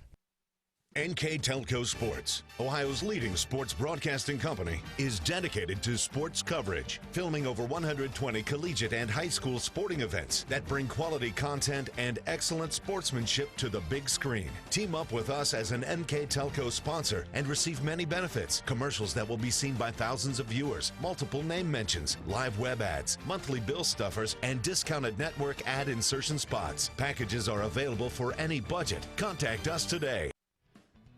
We're back here at Ohio Northern. Jeff, the Polar Bears are going on the road Saturday, but they got their hands full. Well, they got their hands full right now, and they're going to have them fuller. On Saturday, they go to Mount Union, the 25th ranked team in the nation, for another tough OAC matchup. Then they return home a week from tonight against Heidelberg. Then go on the road to Muskingum, then at Baldwin Wallace, and then back home here against Marietta, the final game of the season. Final home game also against a very good Marietta team, number 8 in the nation. So a couple of ranked teams to battle, plus the teams that quote you think you can beat because your record is better than them, and this is one, Wilmington, but it's been not an easy task, as we've seen throughout this season. The team's very competitive. There's a shot by Smith, and he got it. Three-pointer by Brandon Smith. Smith had 14 in the first meeting between these two squads. In the first meeting, Ohio Northern had a 6-point lead at halftime and got beat by 5, so there's a differential of 11. There's a block by McCorkle as he comes in second on the ball and swats it out of bounds. So it'll be Ohio Northern ball out of bounds underneath their own basket. McCorkle definitely the second wave of defense as he was able to get the shot blocked.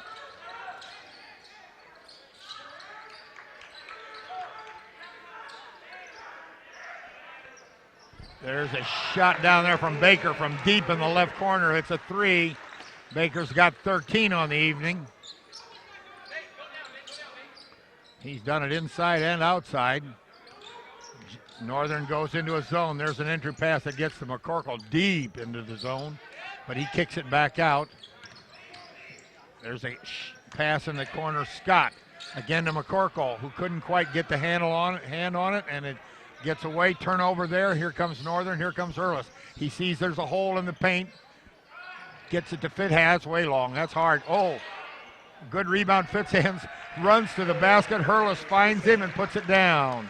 Well, nice move. Fitzhands took a tough shot, missed it, and a long rebound. Hurlis finds the ball, and then Fitzhands, doing a nice job. Missed a shot, so what, short memory. Cuts to the basket, knowing Hurlis could see him. Rewarded with a much easier, high percentage two-point basket. Polar Bears up by 5, make it 2. Shot there by Will Patrick, I believe, from right above the top of the circle, and we'll go 65-63, 2-point lead by the Bears. Patrick now with 5 points on that made 3-point shot. There was a pass inside, kind of got batted away. There's Allen from the corner, in and out. Smith has it. There's a lob alley-oop to Cordell, and he's going to be fouled by Fitzhand, who blocked him as he was flying through the air. It was a lob to the backside, just couldn't get the handle on it, but too much contact there by Fitzhand. So it'll be a 2-shot foul with McCordell going to the line. 6'7", 220-pound senior out of Whitten Woods, down around Cincinnati. Here you go. You can see it on replay.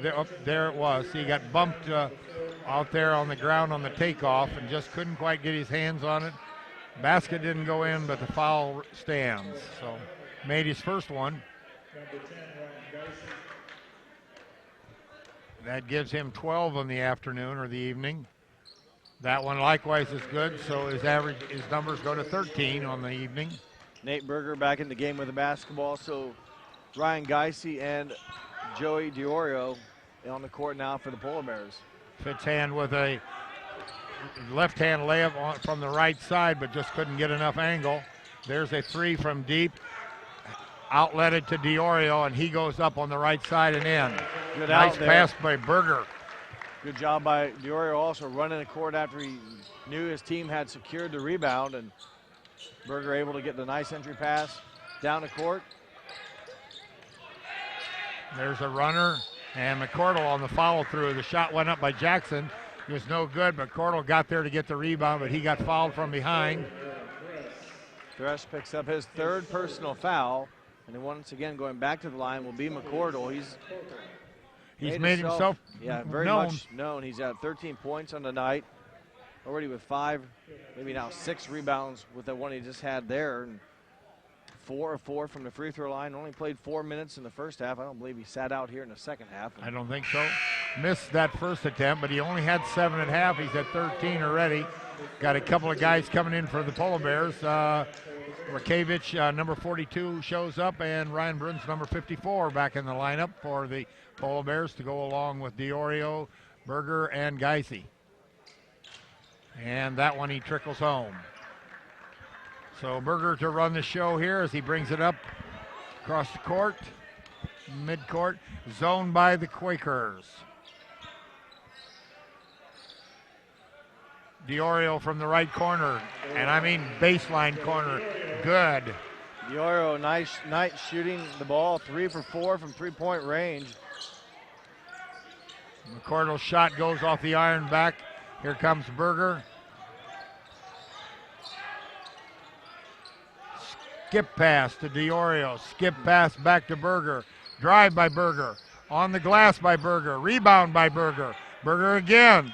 Over to DiOrio. DiOrio with a shot. No good. Short. Rebound by Berger. Boy, Picked Nate's up by, a lot of shots near the basket. Just couldn't get a clean opening. Steal by DiOrio. He's coming back. He sidesteps one defender and knocked out of bounds from behind. Stays with the Bears.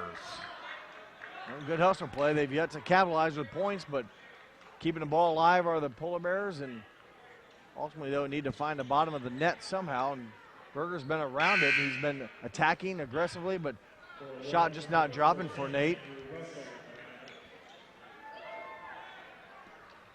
So the Polar Bears will inbounds underneath their own basket.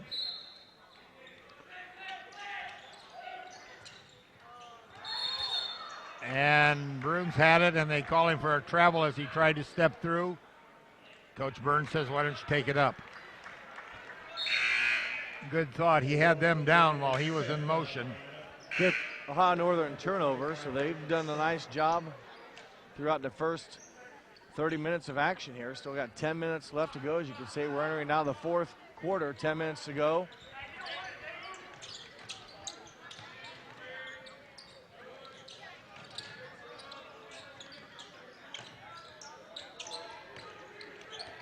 Smith has it. He drives to the right side. Kicks back to Isles. Isles drives. Isles is being challenged by Berger. Foul, I'm pretty sure, on Berger.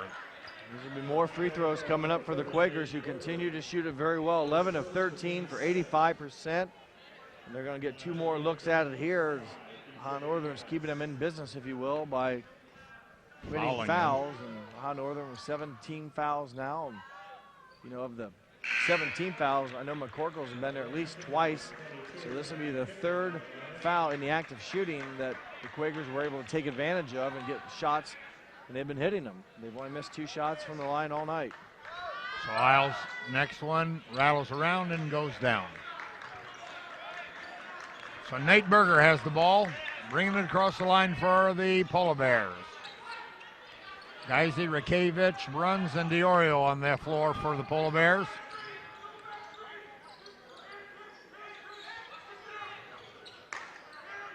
Rakevich has it at the top, stops, puts it on the floor with the left hand, kicks it back out to Berger from the right side, and a 3 that rolls around and goes down, 73-68. Counted after all the times he's able to be aggressive and try to drive the bucket and make good moves.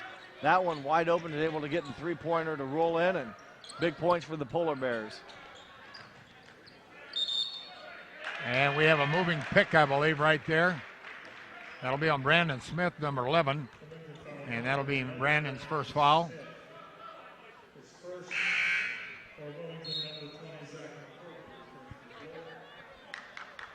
So McCardle comes back in. McCorkle playing with 3 fouls, has 14 points on the night. Leads the Quakers in that category.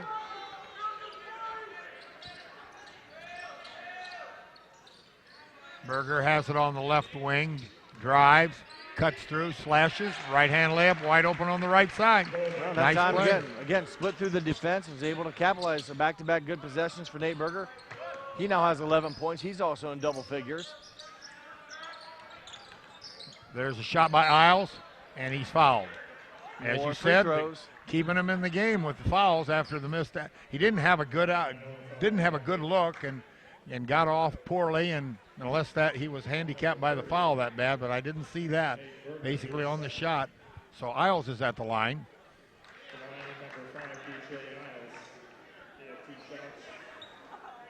Isles remains perfect now, 3 for 3 from the free throw line, averaging just over 8 points a game on the season right now, basically at his average with his 8th point.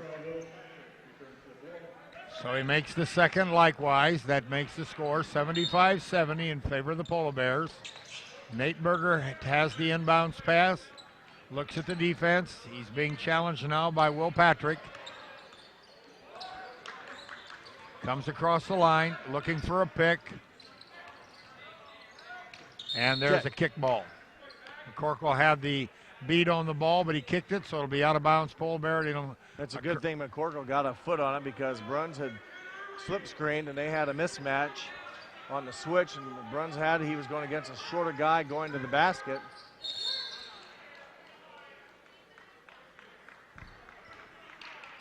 And we're going to have a hold on somebody from the Polar Bears, from the Quakers, but I didn't catch who. It was on Bruns, who was battling for position. He was being held, so free throws coming up for Ryan Bruns, with the Polar Bears on top by 5. Nate Smith had committed the foul, and that's going to send Bruns to the line. He'll be shooting 1-1. Bruns on the season, 75% from the charity stripe. Long rebound, but handled there by Makevich, who goes back inside to Bruns. And a good job by Radkevich keeping that missed free throw alive. And again, we've seen Ohio Northern a couple times, guys missing shots. They've subsequently gone to the basket and been given the ball in return. So that might be about the third missed free throw that the Polar Bears have come up today with. The rebound, on the missed free throw. And there's a shot by Ryan, and that goes down for his first free throw on this set. That gives him 7 on the evening. So Rakevich got it right back to him. And the second one is likewise good. So good free throws by Bruns, but give number 42, Alex Radkevich, an asterisk again, as it was his long rebound and the pass to Bruns cutting to the basket to help set that up and give the Polar Bears a 7-point lead, the biggest lead they've had in some time. There's a long rebound picked up by Berger as he comes across the timeline, kicks it ahead to Diorio, who drives, back out to Berger, who drives, looking inside, back to Berger. The basket here would give the Polar Bears their biggest lead of the game. Biggest so far was 8, and that was way back in the first half.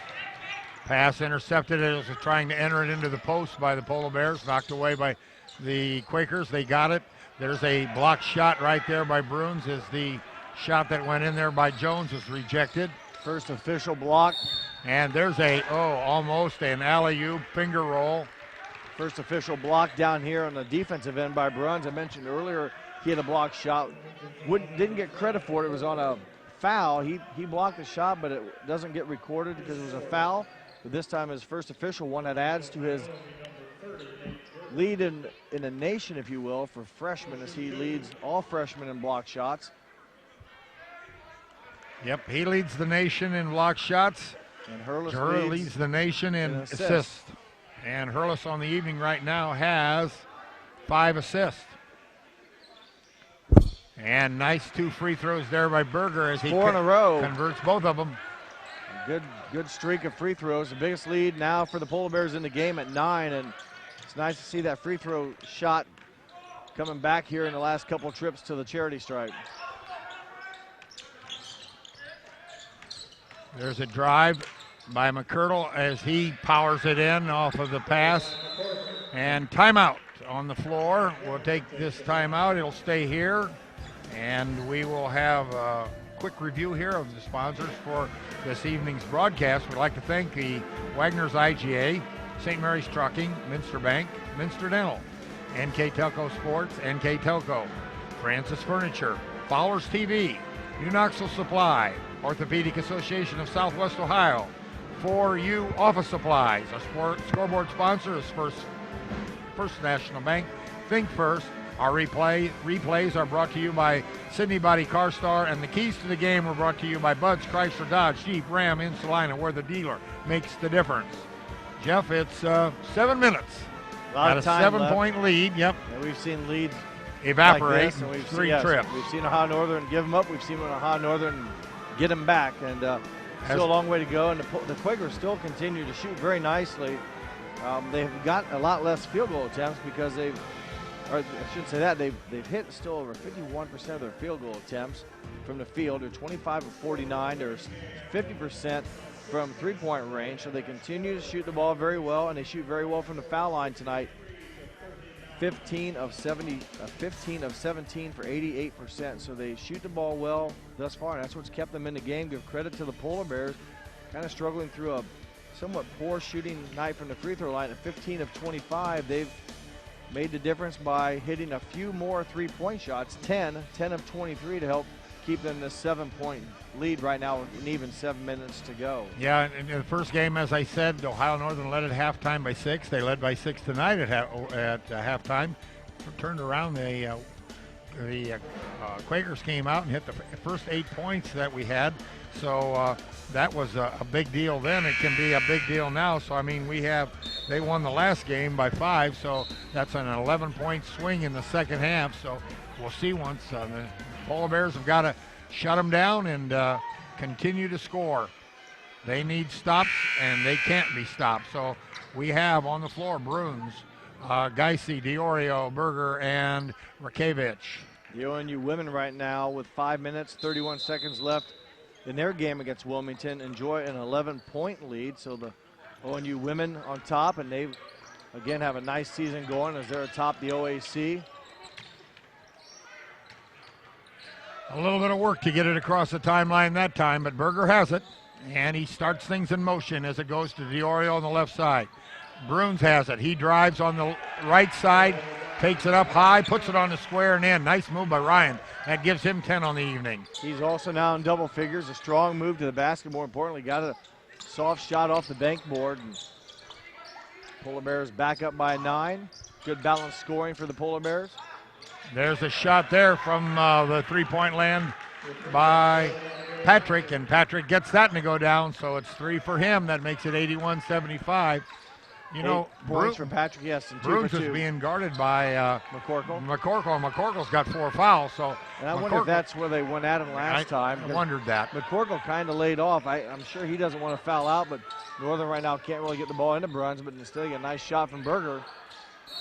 Well, Bruns going to get fouled. There's a one-hand rebound by Bruins as he's being undercut, and he's going to go to the line, and I don't know who the foul is on number 2. Well, that Chris Jones. Chris Jones saying that big guy fell on me, and he's rubbing his jaw. He says, I don't know how the foul's on me. That guy hit me. So it's going to be a two-shot foul for Bruins. Double bonus. And I really don't understand right now. Referee Tom Rippenoff is over to the scores table. Now he's talking to Coach Byrne about something. I don't know if it's substitution. There's nobody at the table for Northern, so 3 fellows are going to come in after the first shot for the Quakers. So Bruins at the line to shoot 2. And that one has nice rotation and falls in.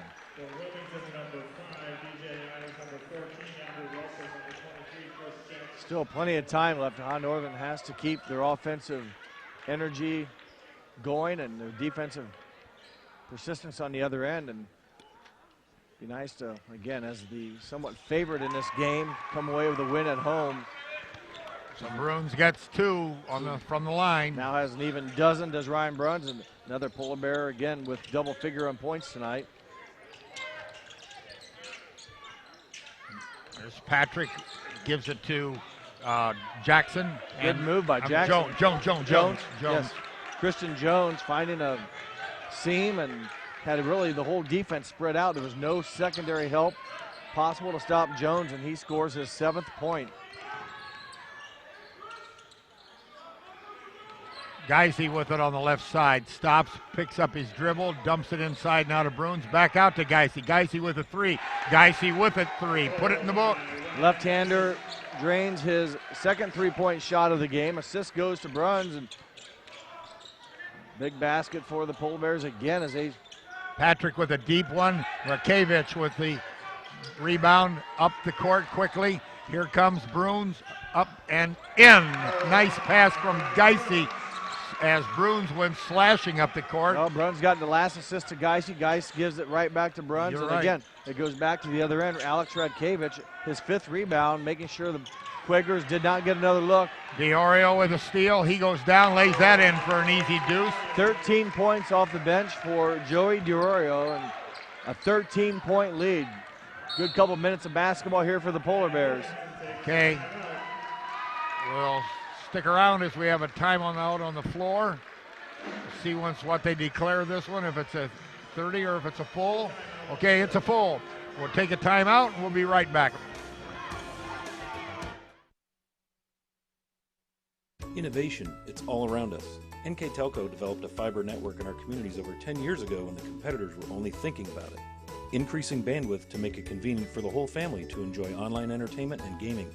With our IPTV solution, you can enjoy over 80 HD channels, providing quality TV and movies for the whole family, and even take them on the go with our Watch TV Everywhere app. All this from a company that believes in local customer service from people you know and trust. NKTelco, providing services that bring value to your everyday life.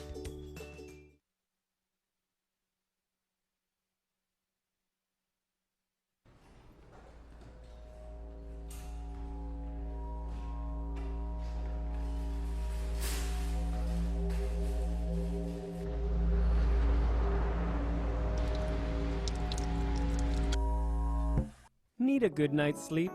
Here at Francis Furniture, we fulfill all your needs and wants with a huge selection of quality, low-priced furnishings. We guarantee our mattresses will give you the best night's sleep ever.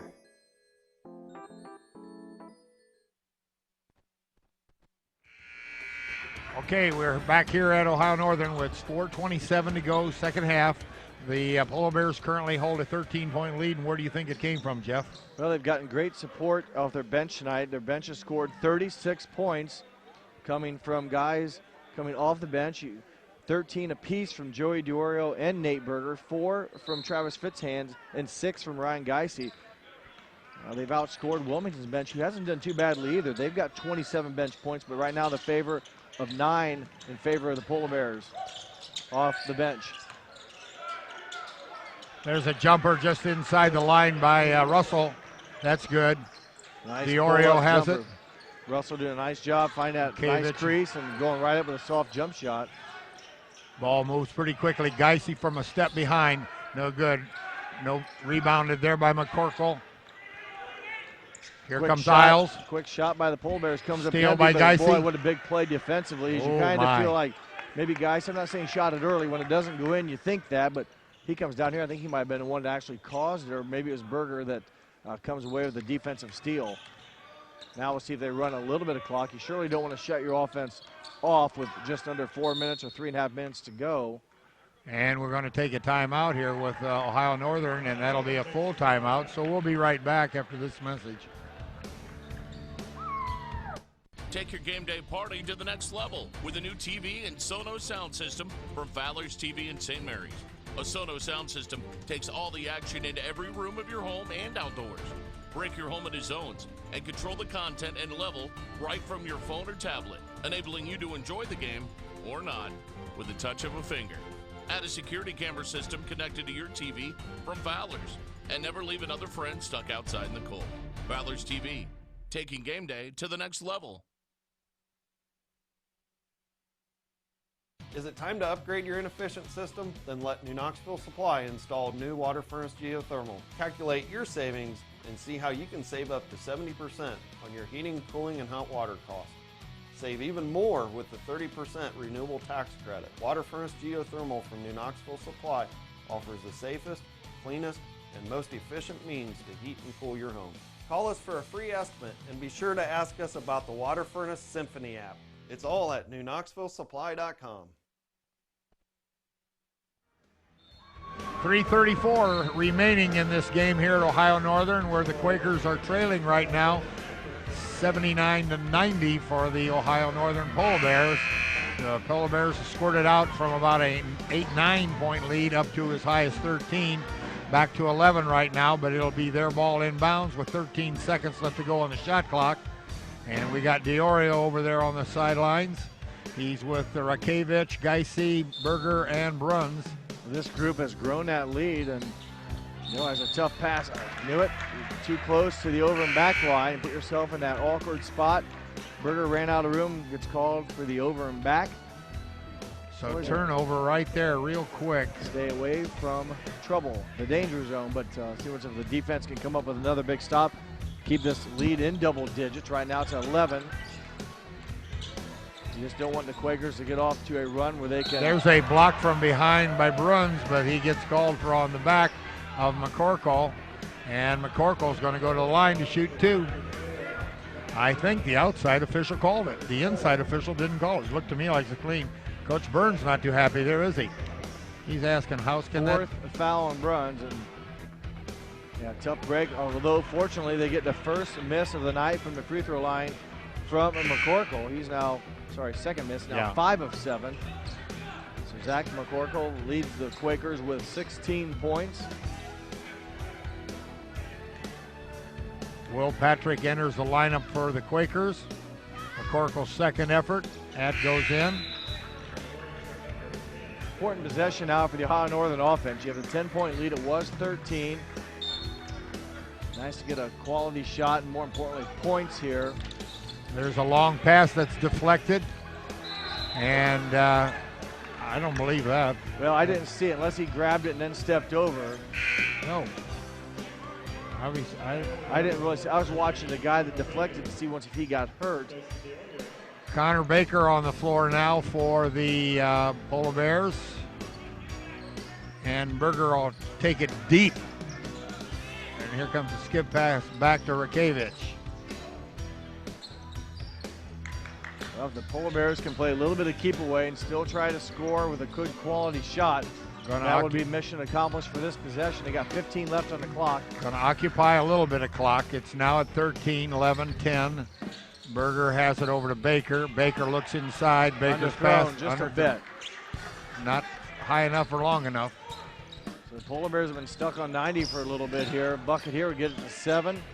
And it does as Christian Jones hits it from three-point land. 6 unanswered for the Quakers, and Ohio Northern needs to get some offense gelling again here. So they've come up empty and haven't had shots all those possessions either. Now they're going to get the free throws.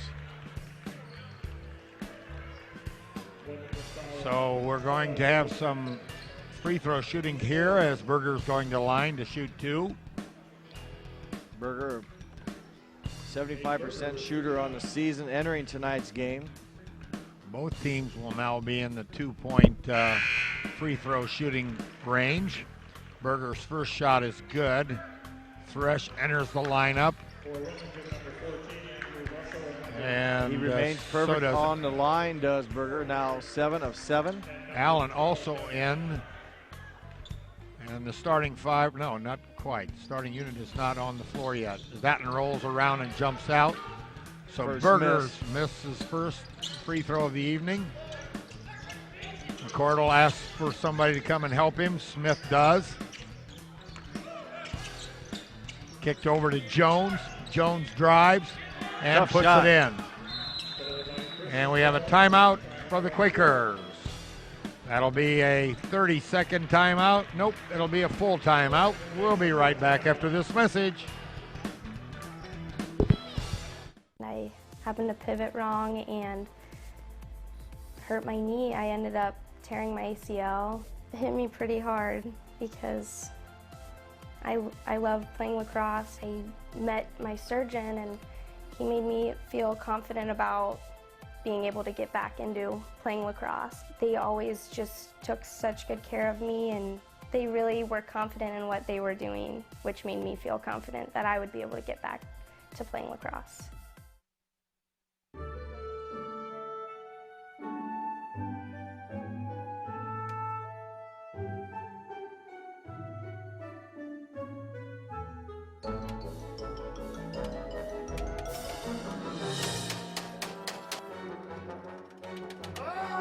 Your employees are your most valuable asset.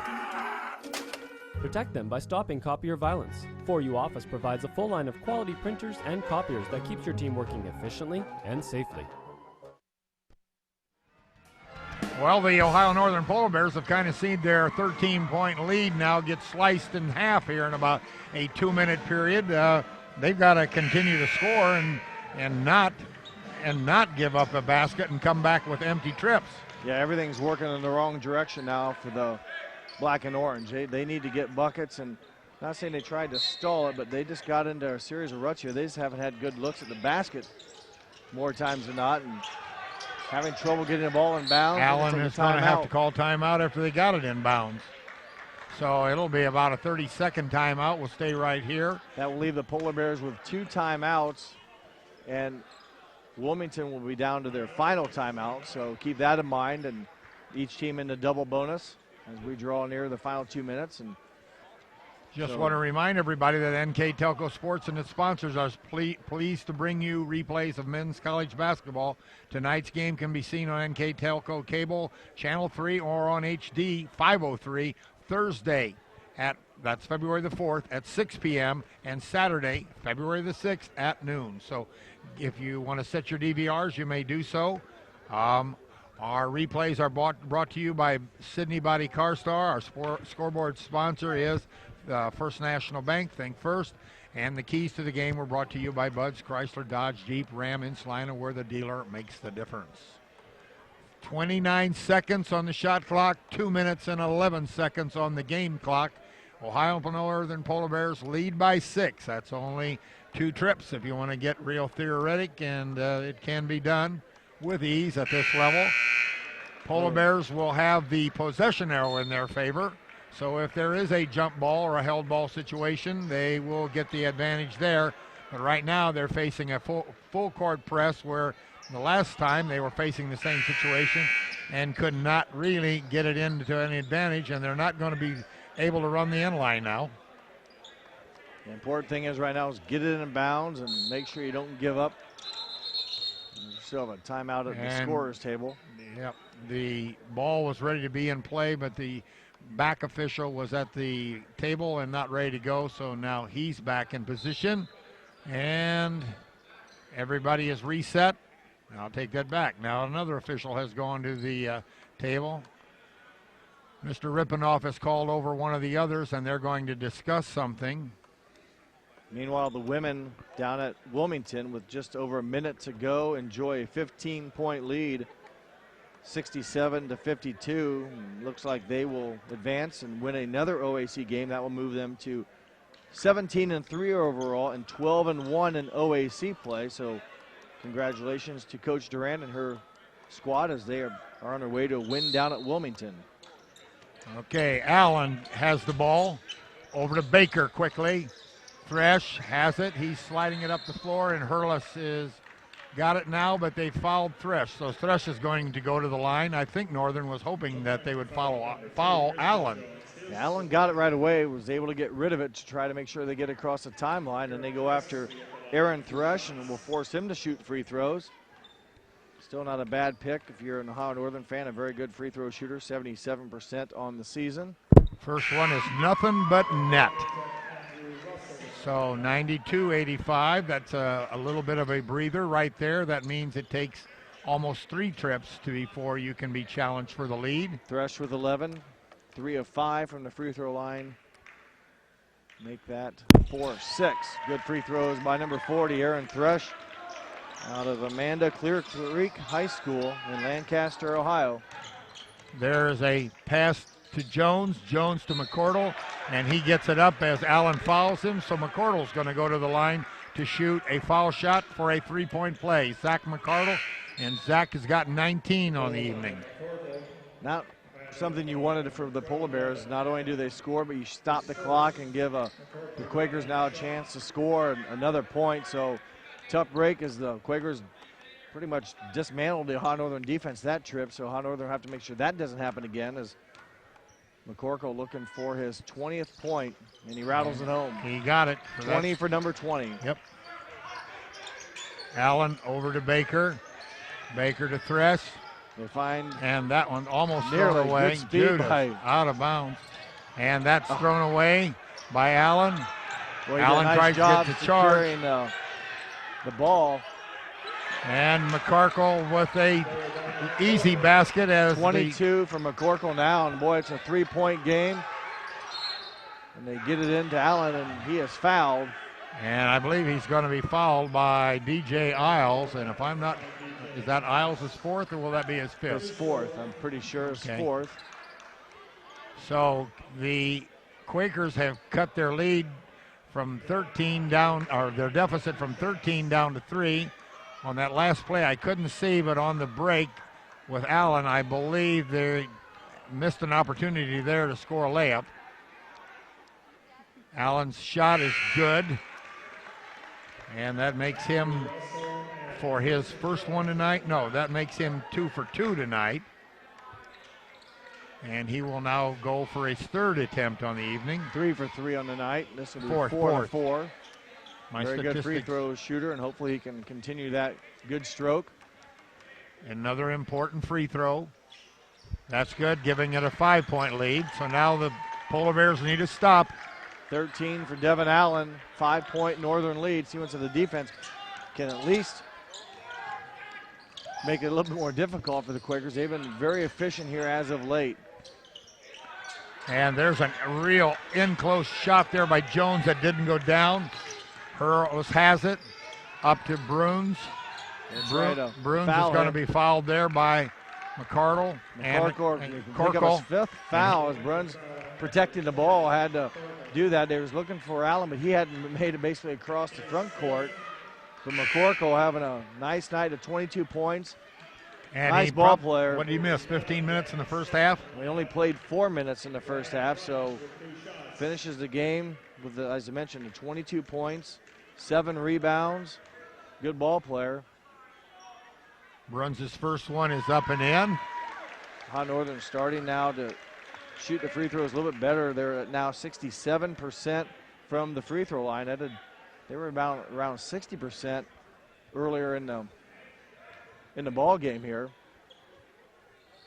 And he makes both of them. So Bruns a nice night. We'll check out. He'll be replaced. He has 4 fouls, so we'll put Radkevich in with just the 1 foul. See, once if that's a little offense versus defense type of substitution, they bring him back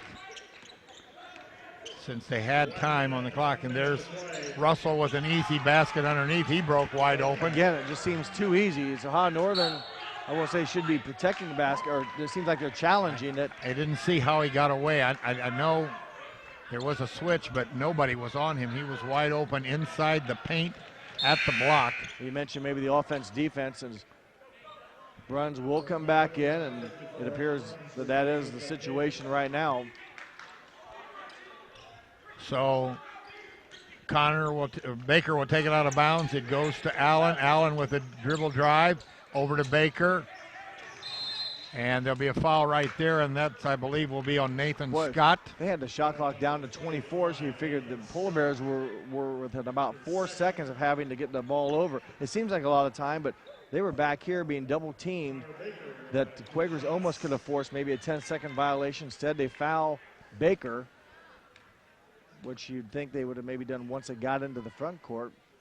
But Baker hits the free throw, and boy, Polar Bears fortunately, don't want to curse them here, but jinx them, I should say, but have been hitting the free throws much better here in the past couple minutes. 15 for Baker. Ohio Northern looking to crack that century mark again. They did so in their last home game, 100 points against Otterbein. Scored 91 the night before, and I believe that's like the second time they've scored back-to-back games over 90 in a long time. They're about to do it. Well, they've already done it now 3 times for the past 3 home games. And Jones had the ball swatted away from him right there as he was penetrating to the glass. And it'll be out of bounds to the Quakers underneath their own basket. Well, you mentioned as they finish out the OAC season, if they can get a home game, it seems like they just play a lot better offensively here at home. And I believe that's universal. Scoring the ball very well as of late here in Ada.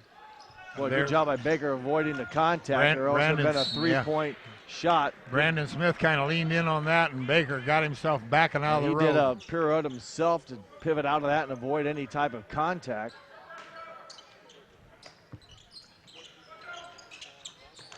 Jones, and he got bumped by Hurlis on the baseline.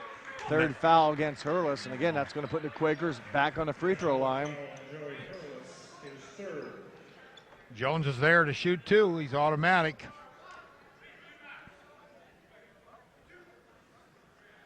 Jones at the line to shoot 2. 3 of 4 from the line tonight. And they're going to stay in this. They need to hit these, and he hits the first of 2. 6-point lead. Jones is hitting him at about 77% on the year, so he's getting 3 out of 4. So 99-93.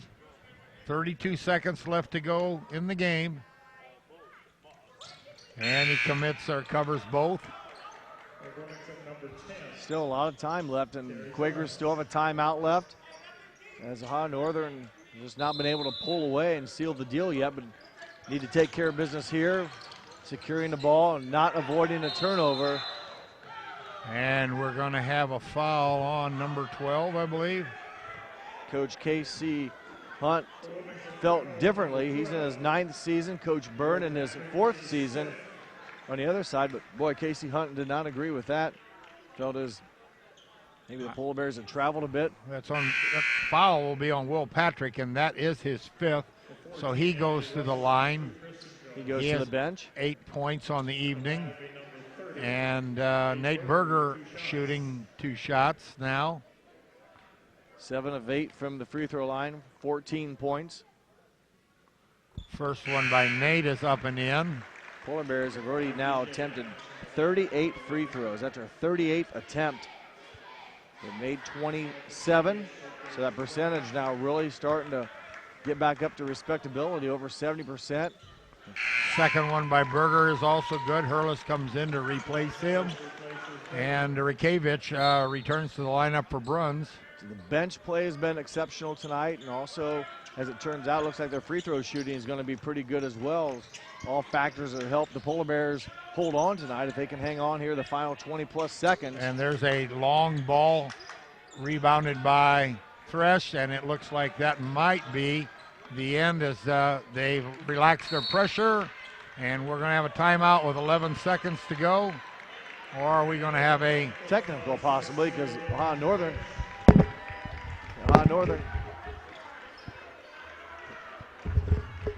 will be at the foul line as we at the end of the game after Coach Burton will shake hands and such. We'll have a few words with him as Baker, the man you want in this situation, continues to stroke the free throws at a good pace. You mentioned Casey Hunt. That's the first one hit the rim. Yeah, he danced that one around and down. But Hunt had been on the officials here the last few minutes. Not really sure what the gripe was, but said the magic word and got the technical, and the Polar Bears are going to prevail. So that looks like that's going to be the end of the scoring, and Ohio Northern is going to come away with a 103-94 victory over Wilmington tonight in a well-fought game as we see the second game of this session this year, and we'll be right back to talk to Coach Burr. Before we get that, Polar Bears win their fourth now out of 5 games. They continue to score the ball well at home.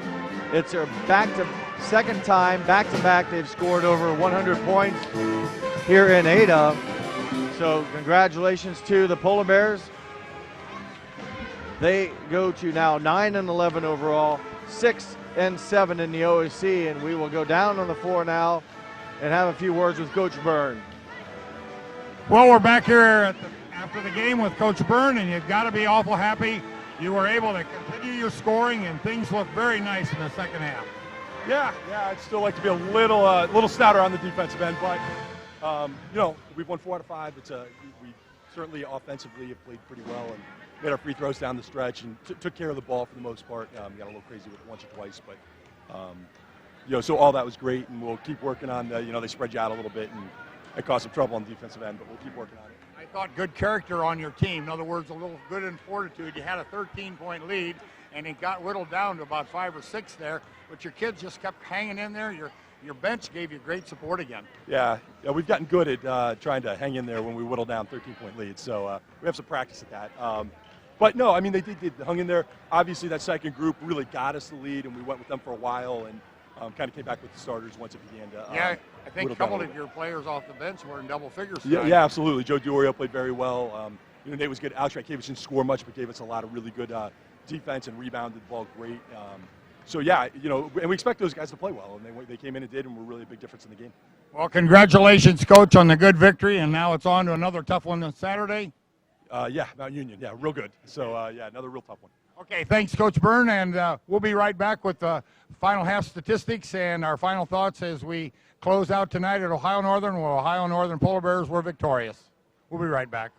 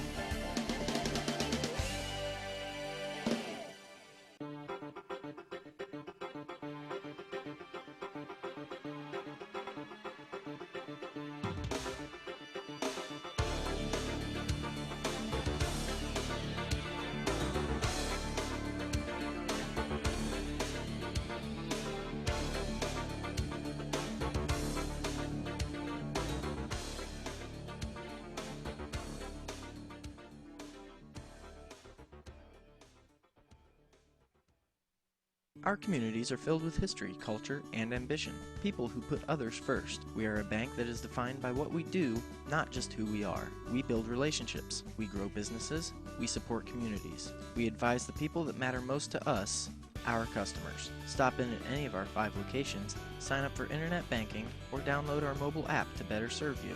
We can assist you with your next loan, personal accounts, investments, or business needs. Think first.